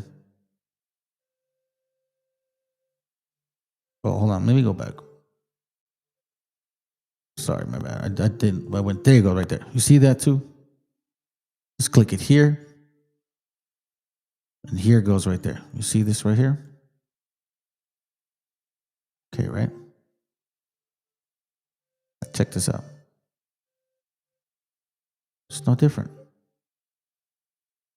We pronounce it as Yao. Yahoo. Yao. Now, I'm going to show you something. Just so you can see how solid my shit is. My research is solid, fam. There's anybody in here, if there's anybody in this YouTube land that brings this information out that can back up what I'm fucking showing, is me right here. I'm going to show you something very interesting. Okay. Remember Yao, I-A-U, right? Yao, the whole question. And this is who? Once again, Yahweh. Yahweh, right? The root word of Yahuwah, supposedly, it's this one. Strong's H 1961. Haya. Haya. Well, he says it different. Check it. See? Now we go look at it here. And this is the name. It says what? Nindo Yao Yaon. And it means I, the body, I am Yao. Okay? So now we see, I think it's enough evidence here. Like, how is it that this is in the Hebrew? Like, it looks the same. I mean, but again, that's what they put. That's the translation of the I am. So now check this out. When you go into the Diodorus Siculus, which is a Greek historian, and I've shared this link with you guys before, so come on, bro, hurry up. What the hell? Hey, stop. Hold on a second. What the hell's going on with this thing? Okay. Bro, stop. Okay. You ready? So in this link, this is from Diodorus Siculus. All right. We're going to go to 1.93.1. No, 1.94.1. But before I go, I want to show you so you can see. Diodorus Siculus, the library of Diodorus Siculus. Okay. And he wrote about these Jews.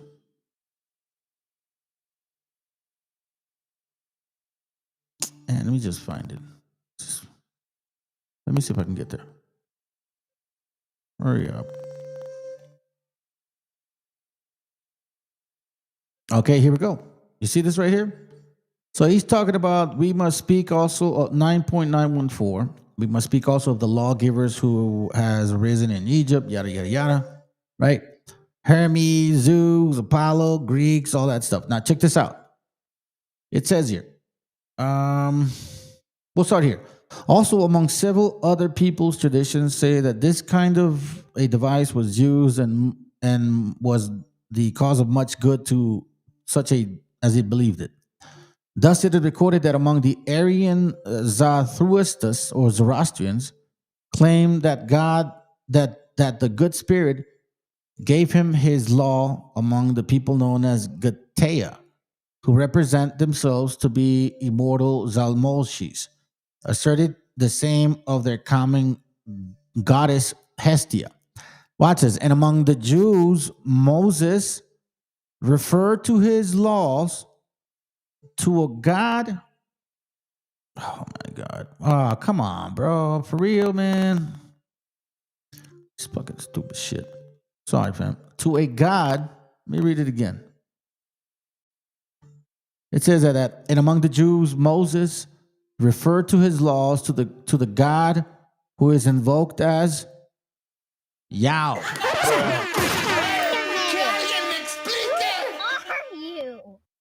Yao.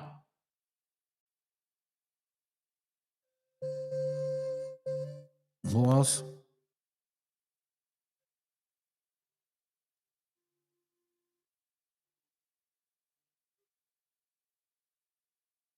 Can't make this shit up, man.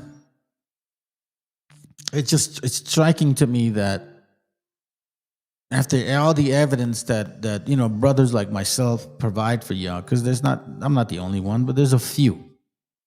There's a few. It's like it don't matter to you guys, man. That's why I said if I would have been a white dude or a black dude doing this stuff, showing you guys these things, bro, I'd have a lot more followers. It's interesting that it works like that. You know that? So let me play you this video, man, because apparently y'all don't understand. They've been at this for quite some time, and you need to start waking the fuck up because the enemy don't sleep. Neither should you. Robin Walker share unknown history about Native Americans, Timbuktu, ancient Egypt, polygamy, Moors, and much more. Watch The Full Reasoning now, only at www.ineverknewtv.com Premium. The history of the Moors in Spain and Portugal has been heavily distorted. Can you share the truth about their reign and how historians work to whitewash their African origins? Yeah, the Moors is a complicated history. It's very, very complicated. And all of Moorish history doesn't belong to black people. So we need to pull out which bits do and which bits don't. Mm-hmm. So if we're looking at the rule in Spain and Portugal, what people mean is they mean the rule from 710 AD up to 1492 AD. And for most of that period, there were 4 dynasties that ruled. You had the Umayyad dynasty, you had the Almoravid dynasty, you had the Almohades dynasty, and you had the Nasrid dynasties. And the second and the third one were undoubtedly Africans. So the second dynasty, the Almoravids, they had their origins in the Senegal River region. And the Almohades were black Moroccans, and the records are clear, black. And so that period, the second and the third dynasties, was where the Moors ruled in Spain from a city called Seville. And so Seville is an African-built city. And it still has grand monuments, the Alcazaba Palace, the Golden Tower, the bridges. Very, very impressive. I've been, and I can heavily recommend that people take a look.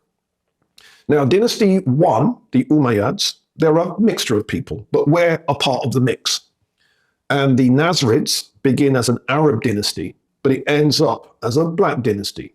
Presumably during that period, Africans got the right person to marry the right woman, and then children came out of it, who then got to marry the right woman, and children came out of it. So by the time we get to the end of that dynasty, they're actually black. Right. Yeah. So consequently, there is a lot of black history. But as I said, Dynasty 1 and Dynasty 4, we share the glory with the Arabs. Yeah. All right, Dynasty 1, they rule from a city called Córdoba, and there is a palace on the outskirts of Córdoba called the Medinet el Zahra. That palace is off the scale. Yeah, people should take a look. Yeah. Then you have in the 4th dynasty, the Beni Nazir, the Nasrids, they're ruling from Granada, and the Granada palace, the Alhambra, is off the scale. So people should, visit these places and take a look at what's there. Now, as I said, the history is complicated because the Africans that were even during the 2nd and 3rd dynasties, not every African was dark-skinned. There were some light-skinned Berber types in the mix as well, but obviously the dark-skins were the majority because the word Moor itself is a derivative of a Roman word for dark or black.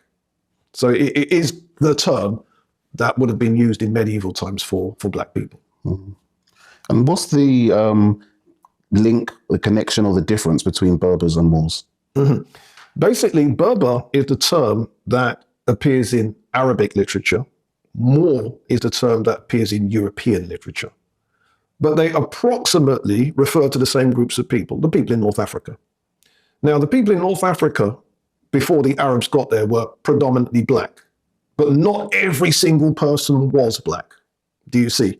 And it's the not every single person is where Eurocentric scholars can now get off and exploit that to make it look like none of them were, which of course is nonsense.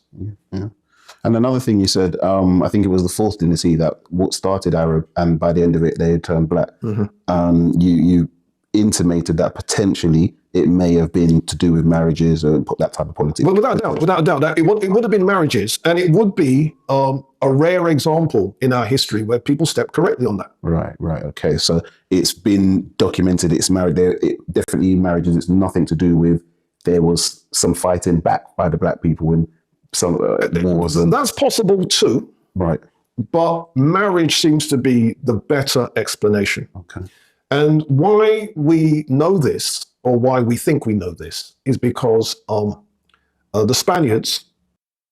You notice how they leave the Spaniards out? I mean, the Jews. Remember, I showed you guys a book, the Jews and Moors of Spain. I showed you guys that. I keep this in mind. Why is this important to show you guys? Why does it matter? I'll show you why.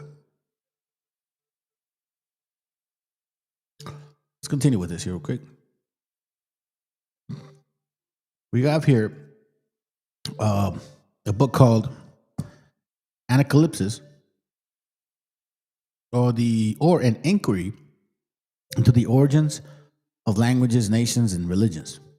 Right? Anacalypsis is an attempt to draw aside the veil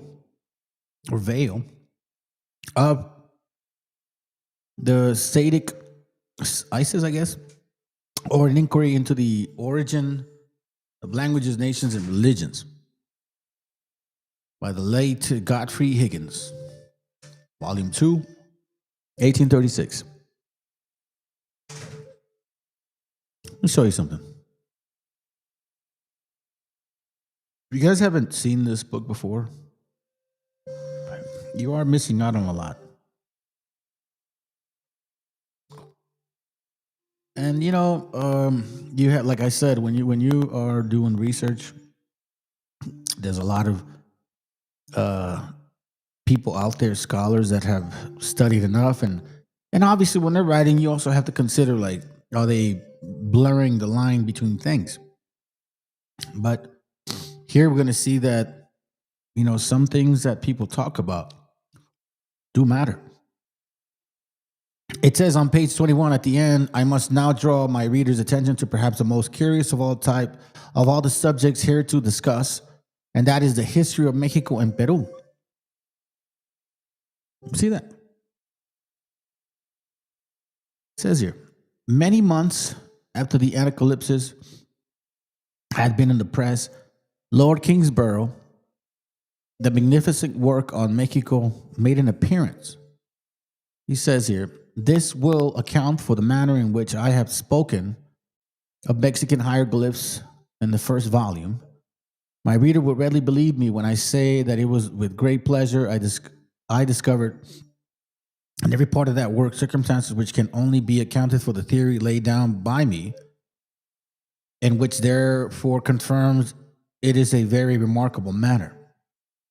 He says his lordship's difficulties are very striking. Then it says, the language of the Jews, their mythos, laws, customs are everywhere were apparent. This his lordship accounts for by supposing that in the ancient times, colonies of Jews went to America from Alexandria. So, that's the theory, his assumption, so to speak, right? Let me skip you guys down here because they're going to touch other subjects. But I want to get you to page 33. Okay. It said, Lord Kingsborough says, but one solution offers itself from all the difficulties and mysteries which seem to be inseparable from the study of an ancient monuments.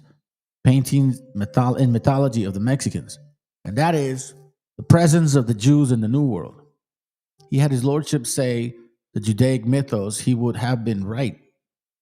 For nothing can be more clear than that it is all substantially there and most intimately mixed. Now, keep in mind that this man was bankrupt and jailed too.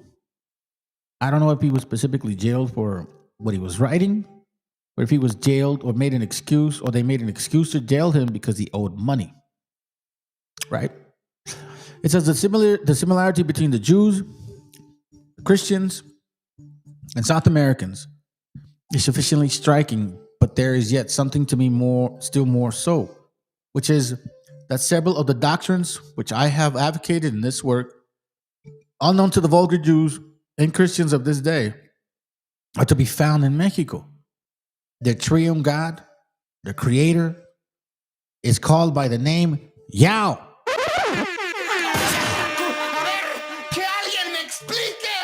Once again, I bring sources and I also bring supporting documents. I've given you 3 now. Diodorus Siculus, and none of you bastards can go and declare, oh, he's full of shit. No, because Diodorus, a lot of you guys believe what he said and what he wrote. Here we see once again that we named the creator Yao. And we also have the other book previously, which I showed you guys again. That's how they pronounce his name. I am Yao. Lord Kingsborough says, Om Yok, I believe, which signifies the place in which exists the creator of the universe, or the first cause, to whom they gave the name of Om Iutuli, which means the God of threefold dignity, or 3 gods, and so as all Omris, and by another name, Om Eikon, that is to say, the place of the Holy Trinity, who, according to the opinion of many of their older men, begot by the word capitanel and the word called shu mio. I guess that's how they said it. But I mean, I can't say it. You know what I'm saying? Can't say it, right, fam? So we see here so many similarities so far, right? How so? How is this possible? How can it be? Page 24 says this. It says, hold on, let me go up a little bit. It really seems impossible to read Lawrence Kingsborough's notes on page 241 and not to see that the mythos of the chosen people. By the way, let me show you something. And this is why when I talk to brothers and a few sisters that I spoke with, I always tell you guys that he didn't choose us because we were the greatest or fastest or anything. Nah, it's not at all. So that's why when people say, "Oh, we're the chosen because look at us," nah, shut the fuck up. You don't know shit. You don't read the Bible. Deuteronomy 4:38 says otherwise: to drive out nations from before thee, greater and mightier than thou art, to bring thee in, to give thee their land for an inheritance, and it is as it is this day.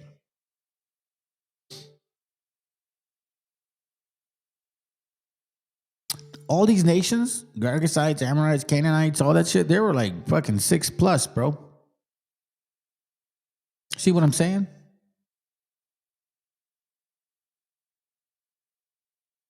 He says here, Deuteronomy 11:23, then will the Lord drive out all these nations from before you, and ye shall possess greater nations and mightier than yourselves.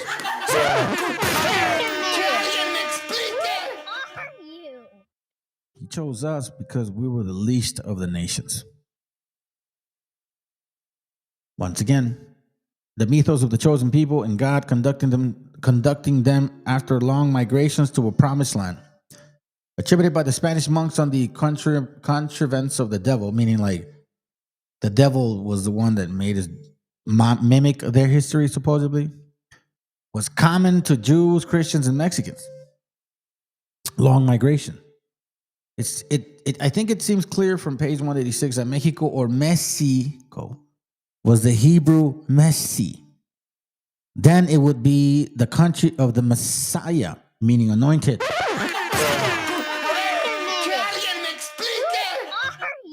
Or it might be equally the country of the leader whom we call Moses or Moshe, of the people whom we have found in Western Syria and in South India, in Kashmir. Never do they say West Africa.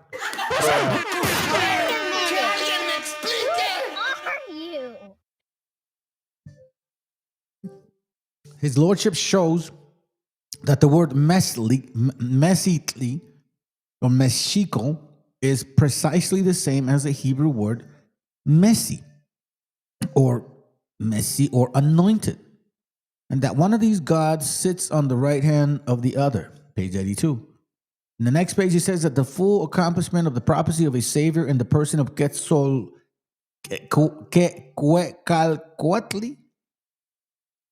I guess, or Quetzalcoatl, has been acknowledged by the Jews as in ancient America, says page 100.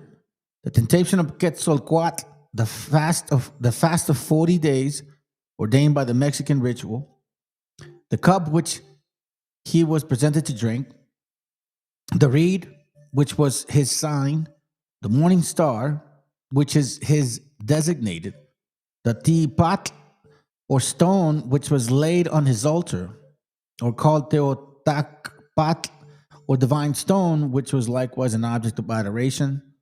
All these circumstances connected many other relating to Quetzalcoatl, which are here omitted in very curious mysteries. See this? Now, this migration of the Mexicans from the West is evidently similar to the exodus of the Israelites from Egypt. Now you understand. Now you see what I mean. Now you see what I mean, family. They don't give a fuck about your tacos. They don't care about your tortillas. They don't really want to wear your sandals. You know what I'm saying? They're not interested in none of that, fam. No, not at all. What they want is the relationship that you have with this history. That's what they want. What they want is to fit that narrative. What they want is to be the chosen. But maybe that's not good enough for y'all. Maybe you don't deserve this. This migration of the Mexicans from the West is evidently similar to the exodus of the Israelites from Egypt. The going out with great noise, the clamor, is part of the mythos.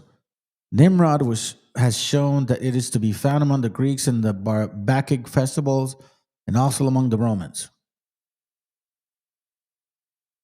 Okay? Check this out. On the religion of the Hindus or Indus in Cambridge Key says the pristine religion of the Indus was, I think, that of the most pure and ancient Catholic faith, meaning with all that fucking demonic shit. And the religion of the enlightened few still continues such. Watch this. They have worshipped the Savior as a redeemer of the world for more than 4,800 years. The religion of their forefathers they brought with them from the old world and established it in the new one.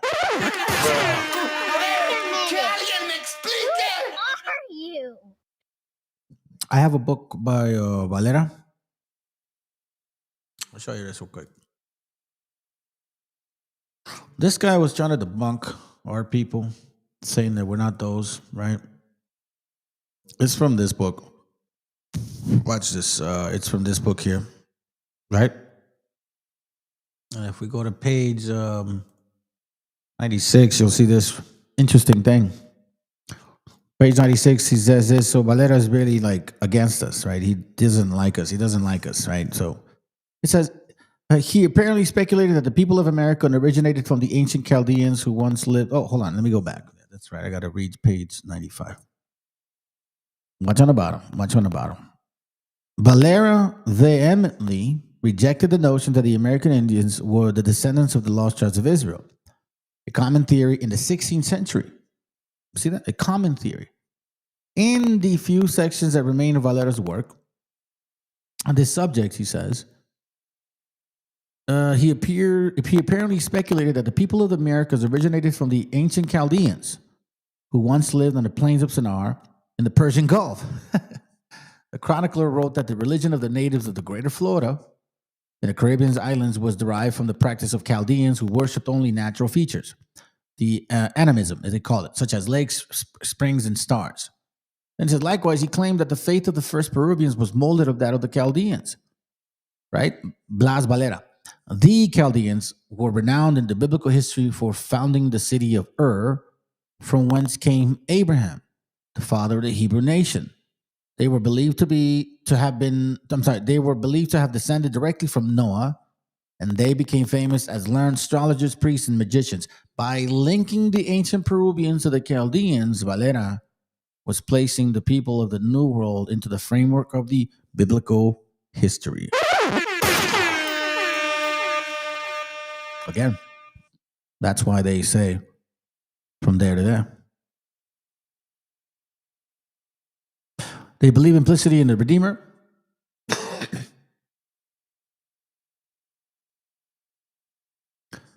Who they considered as the spirit that moved on the waters at the creation, the God that existed before all worlds.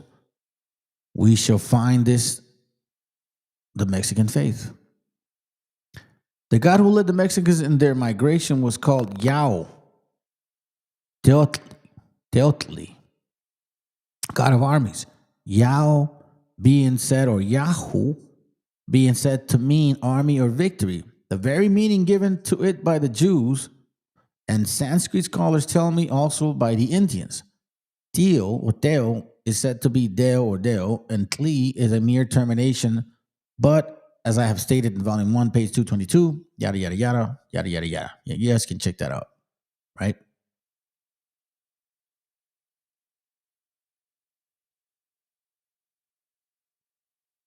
I mean, if you can't see the value and the stuff that I'm sharing, then, it ain't for you. And I'm not offended by it. Matter of fact, at this moment, I don't really give a fuck. It's not like you guys care. Anyways, man, I've had people that used to watch this channel like a lot more. But ever since I disagree with y'all with your white Jesus or black one and shit, or even for that matter, your New Testament that still subscribes to the Roman mythology or mythos, well, you got a problem.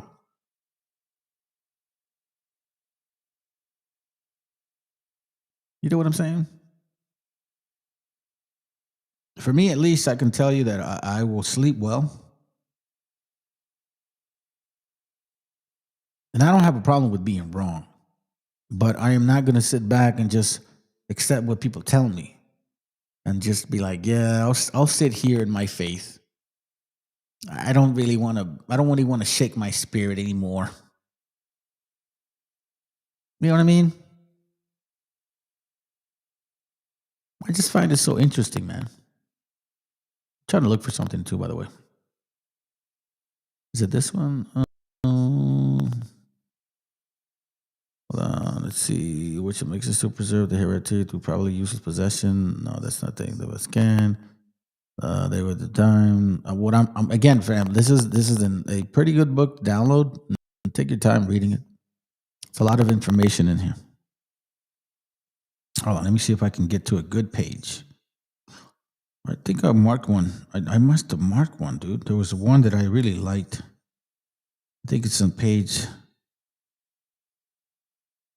Let's see. Go to 30. What is it? 34. Let's go to 34 real quick, and then we'll move on. Hold on, let me go back up. Oh, here it goes. So once again, it says here, the Peruvians believe in the supreme being, the creator of heaven and earth, called Viracocha, or the Pachamama, right? Or the Pachacama, they call it now, or Pachacamac. But they call it now Pachamama, who had revealed to them his religion. The Mexicans call their god, their great god, Yao. and presented him by an eye in a triangle. Isn't that interesting? The cross was everywhere adored. The Mexicans expected a Messiah. Their history of the flood is almost a close copy of that of Moses. Their baptism in the presence of witnesses is almost the same as the Jews and Persians. In the same manner, they named their children and offered them in the temple. They had customs of sacrificing the firstborn, the same as referred to Volume 1, Chapter 10, Chapter 4, Section 13, page 7024. The temples were in the form of a cross and faced the four cardinal points. The language had many Greek and Hebrew words in it. They practiced auricular confessions. They had a sacred and select word like the Indian Om, which is never spoken, but what it is, I do not find mentioned. The union of the Jewish and Christian mythos in one system instead of their division into two systems at once proves that they cannot have been brought to Mexico at different and distant periods. Had this been the case, there would have been two religions, as in all other cases, the opposition to one another. It is a wonderful circumstance that the Jews coming from the city of Egypt, built by Alexander, should have forgot to bring with them the knowledge of the letters in iron. True. Let me skip that. It says, let's skip that. The identity of the Mexican and Chinese or North Indians mythos being unquestionably attempts to have been made in several periodical publications to the account of their similarity by the supposing that the Mexicans were colonies fleeing from the arms of Mohammedans or Tartarian conquerors. But the writers do not tell us how the Jewish and Christian doctrine came to be found in America.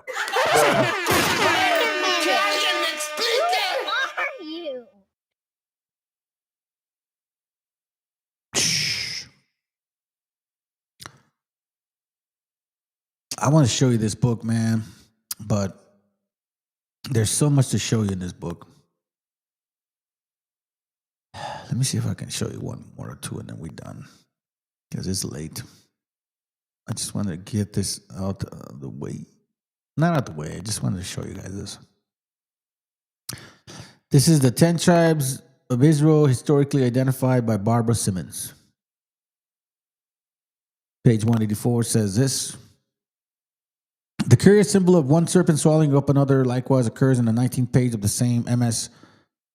It is not extraordinary that the Mexicans, who were acquainted with one portion of the Exodus that relating to the children of Israel journeying from Egypt, should also not have been ignorant of another.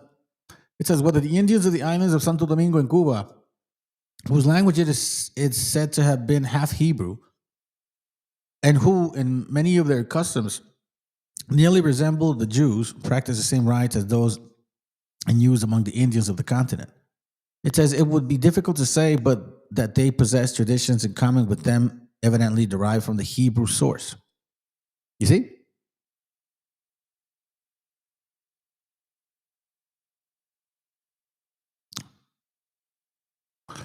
We knew of the duelage. Let's see. Let me show you this one. I can get you this one.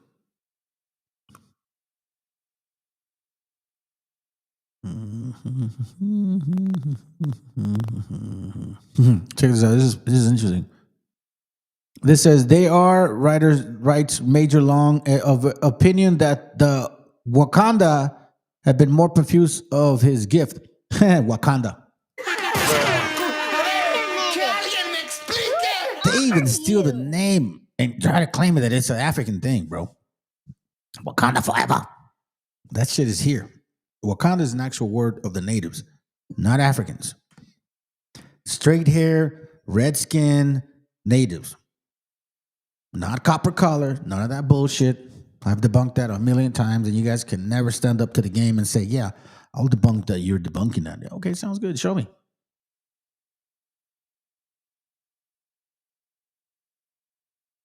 It's interesting, bro. Let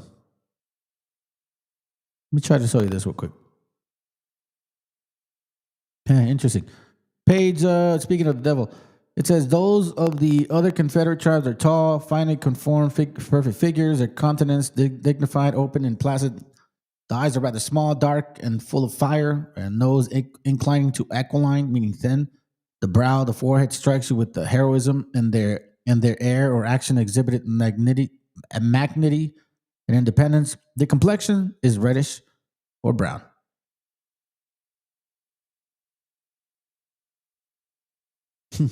Interesting, huh?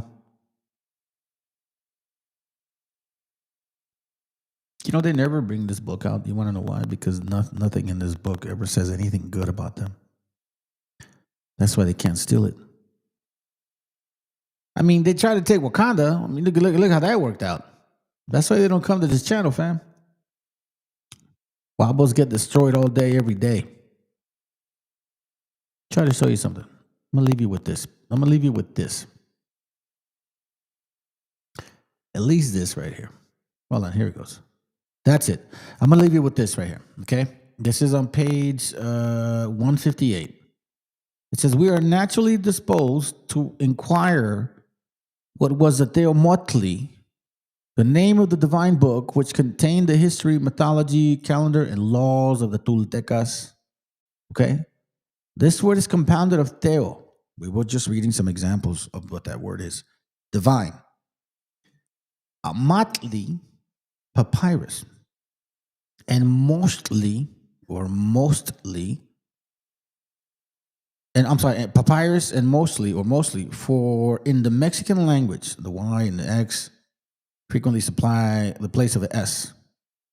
Tli is devoid of meaning, but in a general termination. So watch this. Mostly, then appears to be Moses. The sentence would be then, at this point, Theomostli would mean the divine book of Moses. It is necessary to observe that in the Mexican language, the compounding of words terminating in itli with other words and elision of those final letters frequently takes place, as in the words acatli, which is compounded of at, water, and kali, or a house. Once again, a little historical book was found in a Hebrew Indian nation, which may probably be that of Bin, mentioned by the Nunes de la Vega, to which tradition it should be observed. The Bishop of Chiapa lent his much higher authority. It is impossible not to remark the resemblance which many of their proper names bear to the Hebrew. I wish I had more time. Thank you all for sticking around. Thank you for your support. Oh, yeah. Let me show you guys this. And then we out. Okay? Forgot. Half an hour, fam. 24 minutes. Give me that moment. Give me that at least. Stay up a little bit for me. I'm going to speed it up. Because now we're going to get into and I'm out. I'm not going to talk no more. I'm just going to let it play. All right? Good night. Enjoy this shit. We're not done, man. Where you guys going? Bueno, los házaros es una tribu centroasiática de origen turco-mongol que estuvo alrededor del Mar Negro. Básicamente era su dominio. Y eran unos mercenarios que usaban el Imperio Bizantino contra los omeyas en una fase. Y luego lo fueron usados por el Imperio Bizantino contra los sasánidas de Persia. ¿Sí? Y luego en el siglo VIII, después de Cristo, en el siglo VIII, sus líderes, básicamente, y ahí ya empieza ahí un poco la controversia, ¿no? Se convirtieron al judaísmo, a la religión, no siendo de la etnia judía. Eso es fundamental entenderlo. Se recorrió la religión, lo cual supuestamente era inaceptable, pero en ese momento se dio ya. Hay uno de los grandes, yo diría el segundo más grande filósofo de los judíos, fue anterior incluso de Maimónides. Muchos consideran que Maimónides incluso se inspiró en él, que se llama JUDAI-KKKA. Nació en España y luego fue a morir en Israel. Él es del siglo XI. Hace muy bien este relato, eso es fundamental. Bueno, eran prácticas medievales, ¿no? Ellos adoraban se les considera que veneraban a Tigrim, es un dios del cielo, etc. Pues tenían prácticas, yo diría, muy idiosincráticas de la región, que naturalmente cuando adoptan el judaísmo, pues las dejan de lado, ¿no?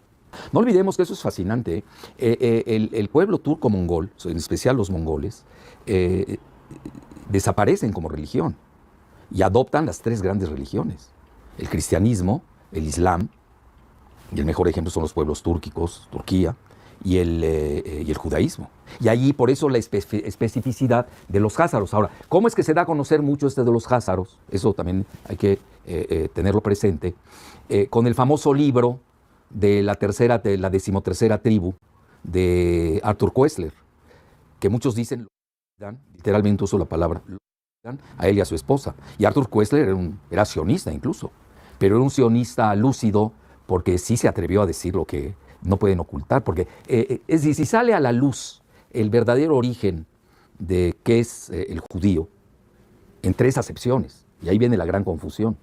Yo incluso a los pocos amigos judíos que me quedan, les comento que tienen que hacer una distinción, tienen que buscar términos, porque tenemos el judío religioso, que es respetable. Yo no veo en qué moleste en que alguien crea en X, Y o Z credos, como lo son de respetables el musulmán, el sunita, el chiista, el ortodoxo, el budista, el hindú. Yo tengo un gran respeto por el pluralismo ecuménico de las religiones. Luego tenemos el judío racial, que ahí empezamos los problemas, porque ellos lo pueden definir. Ya de entrada se manejan hoy varios grupos, ¿no? La gran mayoría, que es el 75% del judaísmo, que son 16 millones en el planeta, son ashkenazis.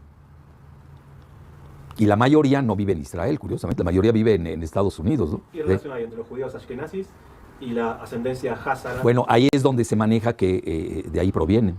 Por ejemplo, yo tengo un estudio, que también hay estudios que el sionismo financia en la Universidad Albert Einstein de Nueva York, con genetistas que les conviene demostrar lo contrario. Por ejemplo, este es de The Scientist, ahí lo tengo. Genetic Roots of the Ashkenazi Jews. Las raíces genéticas de los judíos ashkenazis. No tiene nada que ver con los Mizrahim. ¿Quiénes son los Mizrahim? Son los verdaderos judíos semitas. Son los judíos primos hermanos nuestros, de los árabes, de los cananeos. Eso es importante señalarlo. Y de los sefarditas. Los sefarditas son los que estuvieron en España y que fueron expulsados por los reyes católicos. Entonces, de ahí de entrada, ellos tienen, ahí te dejo el documento, porque eso ya es a nivel científico y genético. Sí, y además hay una cosa que se llama en genética el fenotipo, es como se parece, ¿no? Si uno ve un Mizrahi, que quiere decir en hebreo oriental, que son los verdaderos semitas, lo ve, pues se parece, es igual que el árabe, no tiene nada de diferente. Lo único que lo diferencia es su religión, y son muy respetables. Pero ahí viene lo fascinante, es que si uno ve al házaro, tiene varias características diferentes, es su fenotipo. Muchos son güeros, rubios, no tiene nada que ver, es una raza totalmente diferente, que también es respetable. Nadie está diciendo que no sea respetable. Lo único aquí es el problema, ¿a qué lleva?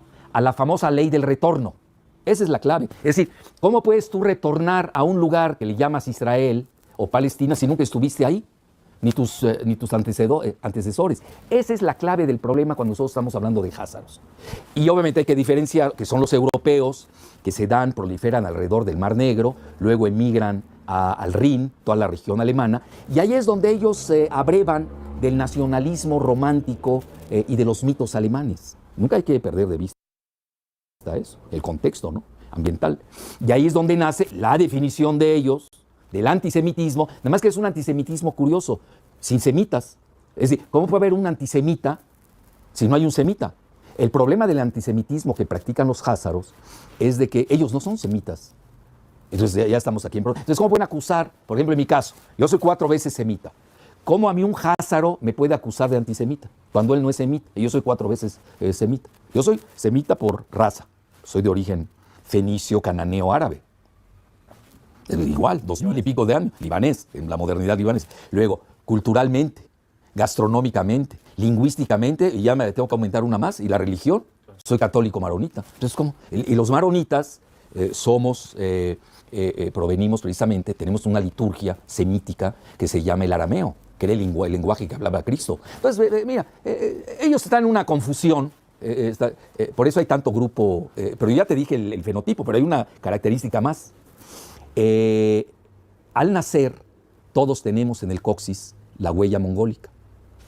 En los házaros no desvanece. Es decir, yo no le voy a pedir a todos los házaros, ¿no?, que se desnuden para mostrarles la huella mongol y traer a los semitas verdaderos, que son los Mizrahim, muy respetables, o los sefarditas, que muchas veces los confunden, para demostrar que no tienen huella mongólica. Que eso es muy importante. Yo soy psiconeuroendocrinólogo, sé de lo que hablo, conozco esas materias. Pero ahí va, pero también hay una gran discriminación con los otros llamados judíos. Por eso esa palabra judío, no sé, a mis amigos judíos siempre les digo, ustedes tienen que repensarla, cómo la definen.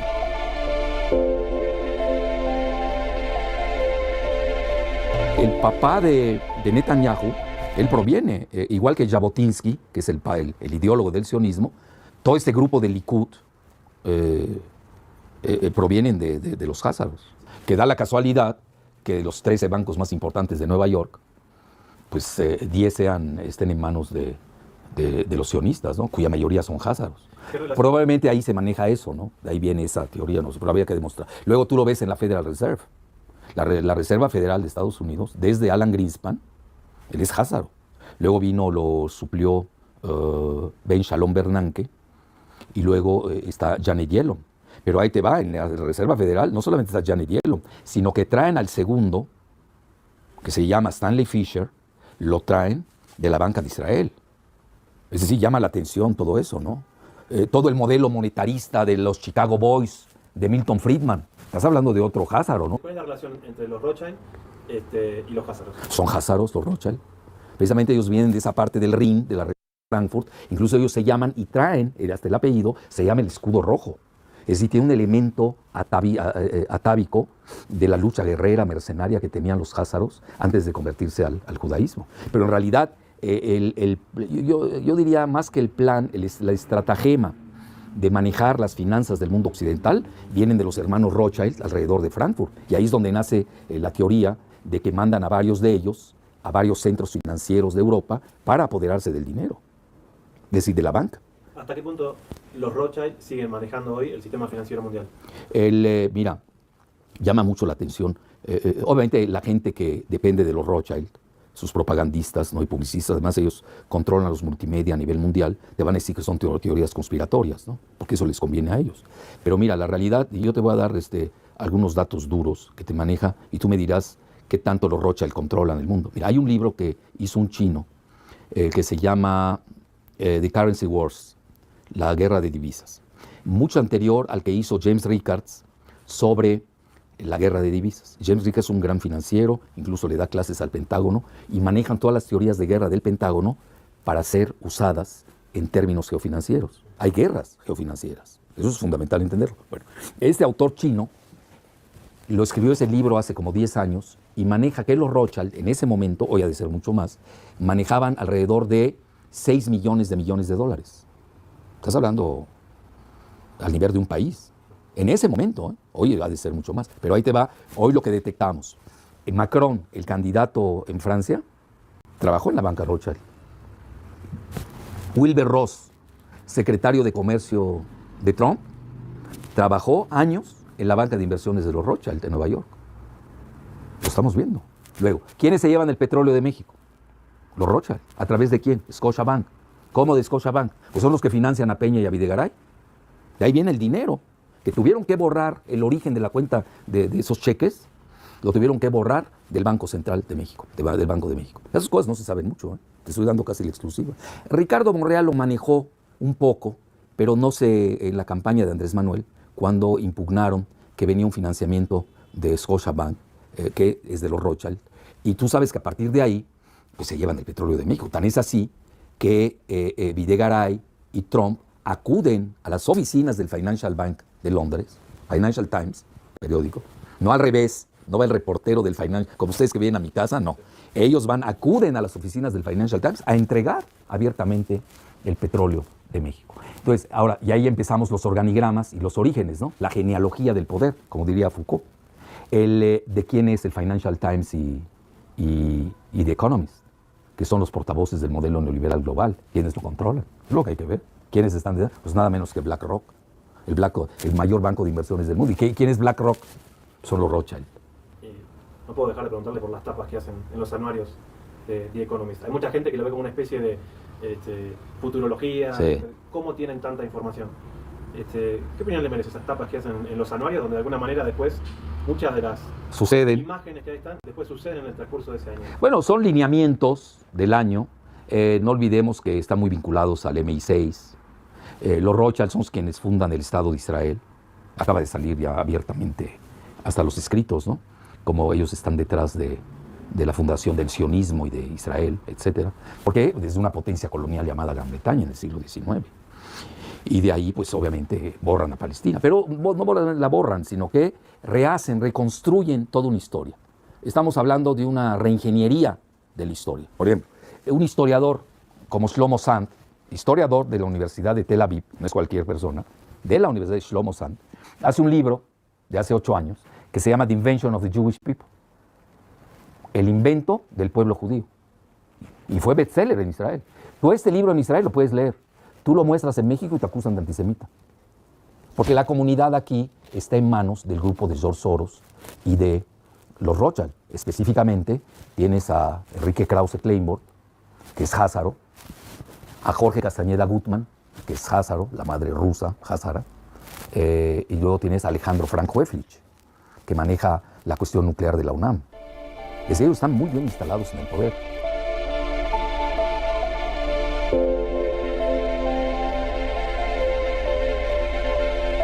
Bueno, lo que pasa es que el nuevo orden mundial tiene 2 connotaciones, tiene 2 acepciones. La geopolítica, que era la que yo estaba manejando, que sí existe siempre un orden mundial, siempre. Y cada vez hay un nuevo orden mundial dependiendo de quién gana las guerras. Es decir, después de la Segunda Guerra Mundial se dio el orden mundial bipolar entre la URSS y Estados Unidos. Cuando se disuelve la URSS queda la unipolaridad, ese era el orden mundial. Luego ahora estamos entrando a un orden multipolar, que yo más bien lo veo como tripolar entre Estados Unidos, Rusia y China. Esa es una acepción. La de ellos, la del grupo Rothschild, Soros, todo su grupo, ellos manejan un gobierno mundial único donde controlarían a través de las finanzas a los demás. Pues ve México. Oye, ¿cómo puede ser? Mira, yo conozco muy bien a la comunidad judía en México. Poca gente como yo la conoce. Incluso yo tenía diálogo con ellos muy interesante antes del modelo neoliberal. Llevaba con ellos muy bien. Y no habían llegado a este radicalismo de hoy. ¿Por qué ha cambiado? Yo puedo decir que hasta ha cambiado mucho la comunidad. No es lo mismo antes del modelo neoliberal en México, la comunidad judía, que ahora. Cambió mucho porque ya entra Nueva York en juego, entra la banca de Nueva York. Estás hablando de Goldman Sachs, estás hablando de BlackRock, me explico, ¿no? De George Soros, de los Rothschild, de Scotiabank, y han comido a ese grupo anterior. Y hoy los nuevos grupos de bancarios, pues son Frank Weflich, Castañeda Gutmann, Krause Kleinborg, etcétera. Tienes una nueva fisonomía en la comunidad judía. Ellos no lo dicen abiertamente, pero los que la conocemos, estás hablando de otro grupo. Es decir, hoy la comunidad judía está dominada por los házaros. Antes no. Entonces, antes había un equilibrio entre házaros y mizrahim y sefarditas. Entonces ese orden mundial global lo querían imponer, la unipolaridad global, por el método financiero. Por eso ya se les cayó. Ya no. Yo ya no le veo. Ya no lo pueden imponer ni siquiera en Gran Bretaña, ni siquiera en Estados Unidos. No es fácil. Lo pueden imponer hoy a través de un supremacismo que no es duradero. Mira, el problema, yo siempre se los he dicho incluso a los judíos. Mira, una cosa es ser antisionista, pero ¿qué hacen los sionistas? Cuando uno ataca la política de Netanyahu, de apartheid, inmediatamente te acusan de antisemita. Es como su blindaje ante sus exacciones políticas. Entonces, ellos mismos están creando la confusión. Bueno, si así las cosas, oye, estás hablando casi la mitad del planeta es entonces antisemita. A mí como semita no me conviene tampoco. No es eso, porque mañana no van a saber diferenciar. Y curiosamente, a mí me agrede más siendo verdadero semita que al házaro, que no es semita. No se me estoy explicando. Entonces ellos mismos han creado esa confusión.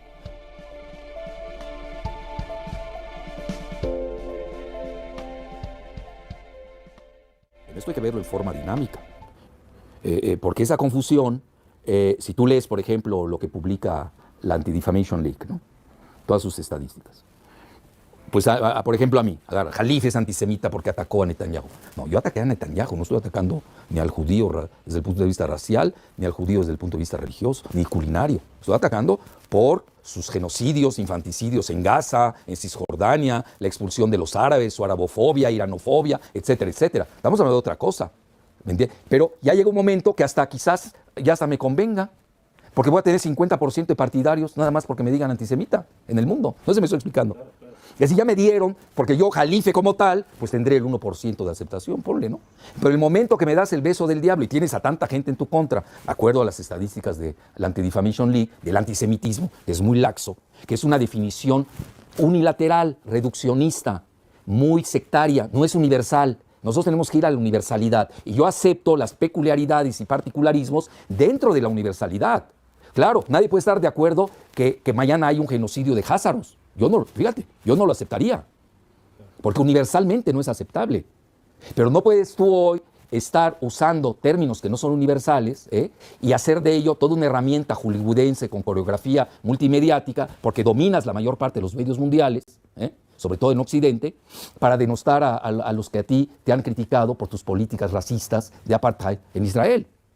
Fíjate qué interesante es esto. Entonces, ellos mismos se están poniendo la soga al cuello, porque al final del día van a ver más, cada día está creciendo el famoso antisemitismo, como ellos lo definen, y los que nos tildan de antisemitas siendo semitas, pues ya hasta nos conviene. Pues yo leo la prensa israelí diario, la tengo que leer. Do you know what he means by that? Do you know what he means by de que ahora que ellos están hablando tanto de los bien semitas, que nos conviene a nosotros, güey? Porque ahora la pregunta es esa, güey. Bueno, si ellos no son semitas, güey, entonces ¿quién chingados son? Entonces, y si ellos no son semitas, ¿quién son ellos? ¿Quién somos nosotros? You see what I'm saying? That's why he said, nos conviene, güey.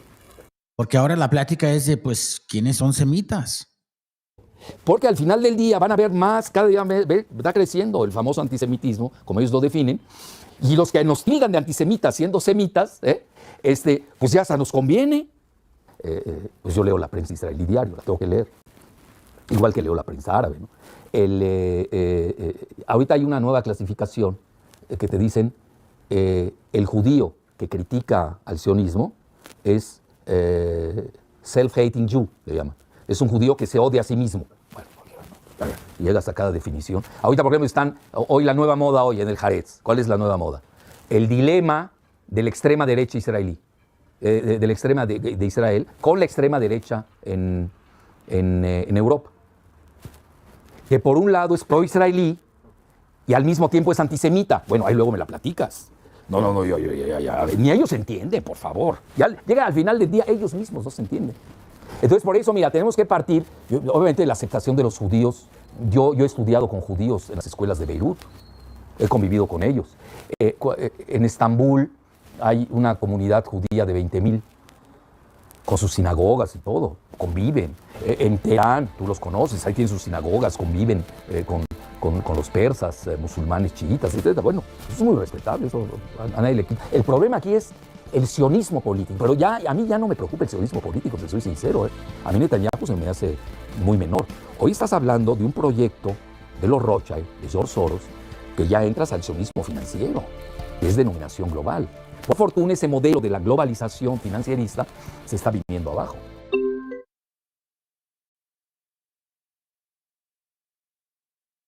Well, now you know, family. Now you fucking know. Thank you, brother, for being here late. Appreciate you very much. What up, VTC? What up, dog? I'm about to go up there, dude. I'm about to go up there. I already planned it. The family already knows. We are about to take a trip up north. Anyways, I'm going to play one, maybe two songs, but I don't know about more. All right? Have a good night. That's it. See you guys next week.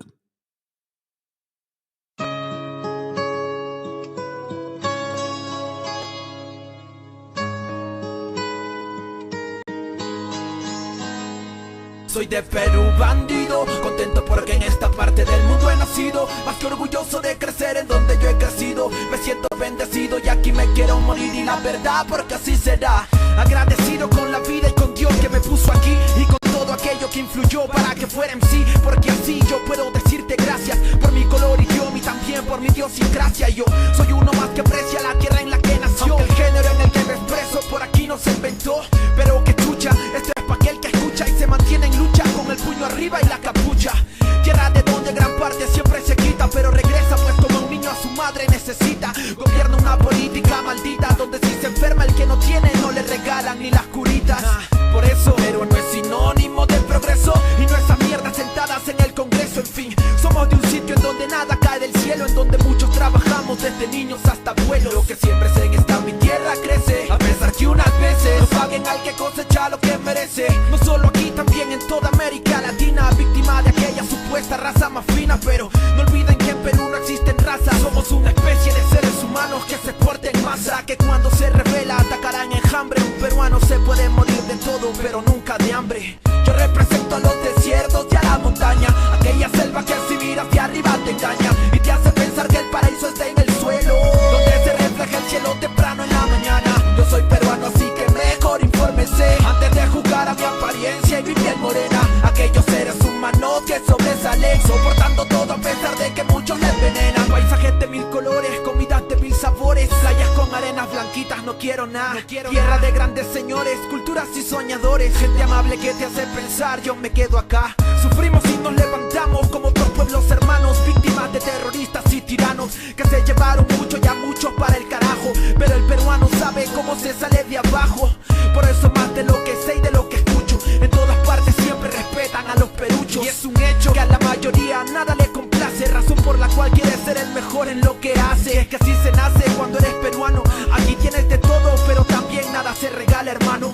Norte, sur o centro, en donde quiera que te pares, lo dijo Romero, el Perú es de la concha su madre. Orgulloso de mi esencia, de mi herencia, tengo un tatuaje en la maleta que te indicará mi procedencia, para que quede bien claro de dónde es que soy. Represento a donde voy y así lo hicimos siempre hasta el sol de hoy. Esta canción yo la compuse estando lejos de mi patria y no por querer hacerme el pendejo. Desde la costa, por la sierra hasta la selva somos cholos. Si tú me entiendes, no permitas que yo haga este coro solo. Yo represento a los desiertos y a la montaña, aquella selva que si miras de arriba te engaña y te hace pensar que el paraíso está en el suelo, donde se refleja el cielo temprano en la mañana. Yo soy peruano, así que mejor infórmese antes de juzgar a mi apariencia y mi piel morena. Aquellos seres humanos que sobresalen, soportando todo a pesar de que muchos les envenenan.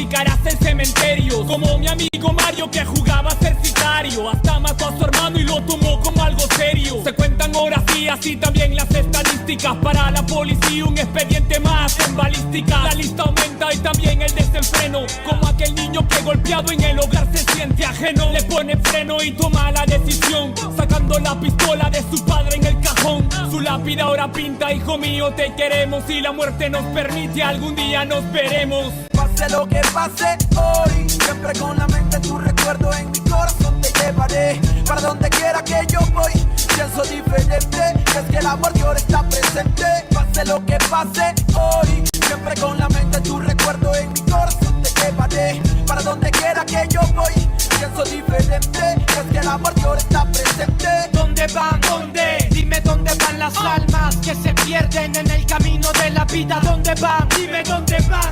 Que te tienen pulsos, otros por impulsos para el diván. Penas que se cuentan en la esquina, cuidado con la neblina que la muerte se avecina por la acera. Joven estudiante muere en una balacera. Otro lío de pandillas que en el diario aparecerá. La vida se desaparece como el humo de un cigarro. Locos disparando desde un carro.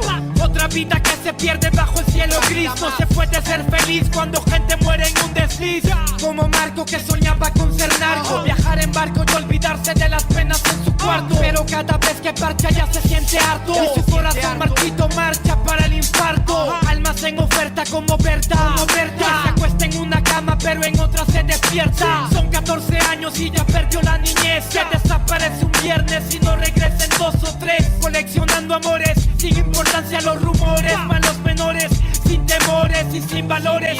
Deambulando en cada city, con el futuro a convertirse en un graffiti. Pase lo que pase hoy, siempre con la mente tu recuerdo en mi corazón te llevaré. Para donde quiera que yo voy, pienso diferente, es que el amor de ahora está presente. Pase lo que pase hoy, siempre con la mente tu recuerdo en mi corazón te llevaré. Para donde quiera que yo voy, pienso diferente, es que el amor de ahora está presente.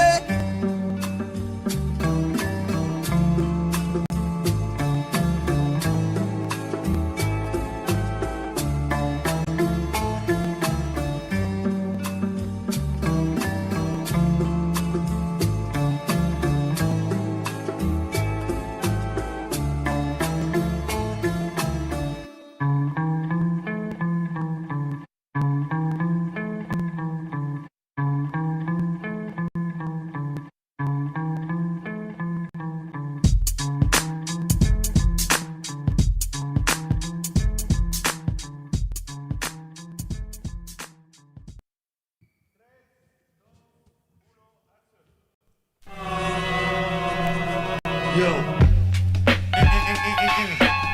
comentando, ¿qué dicen? Sí, ¿qué cuentan? Ya, escúchame, ya. Los medios cuentan que si hay libertad de prensa, la mordaza es cosa escasa y todos dicen lo que piensan. Y esa sutil es impresa y repetida diariamente tiene contenta tu mente con yo soy combate y fiesta.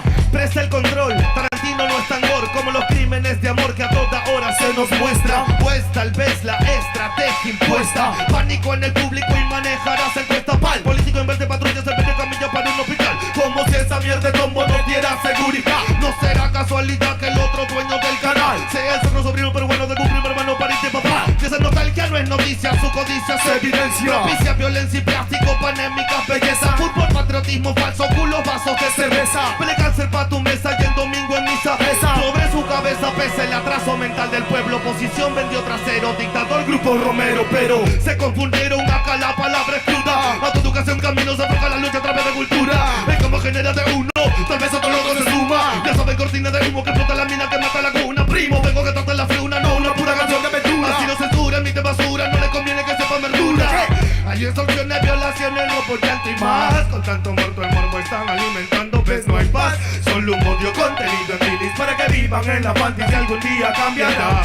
Hay extorsiones, robo, violaciones, llanto y más.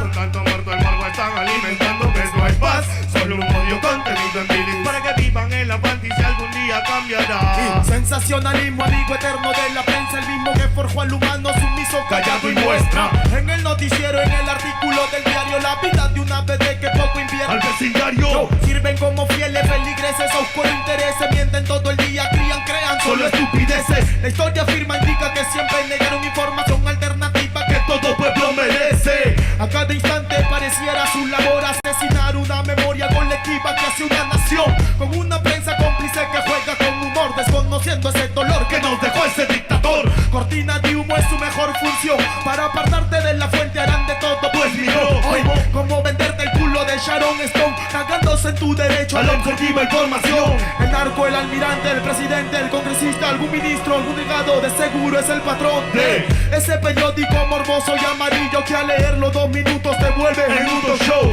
Los medios son culpables, responsables de toda propaganda basura que te ofrece la TV. Pues será mejor que se autoeduque, pues my friend, porque el comercio de los medios te carcome hasta la 100.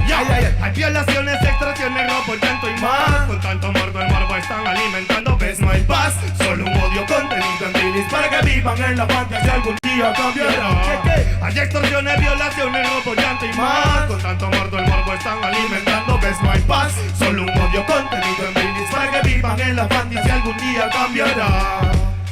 Que algún día cambiará. Que algún día cambiará. CPF.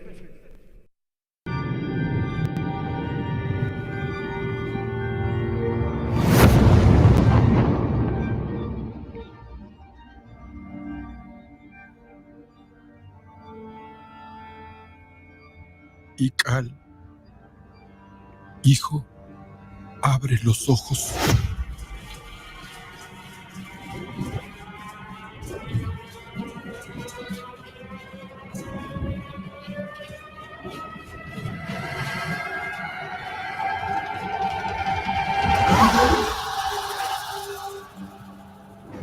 Tu cuerpo se queda con nosotros, pero tu espíritu debe seguir.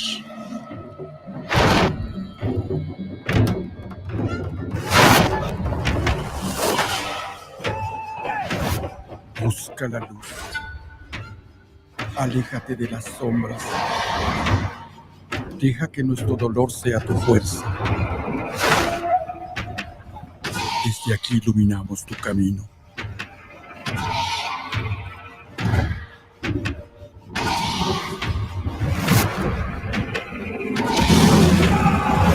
Lucha como nosotros ante esta pena tan grande.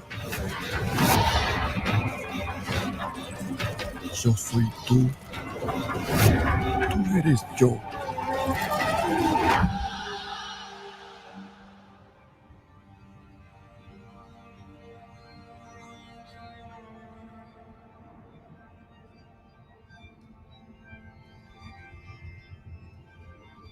La muerte que hoy nos separa,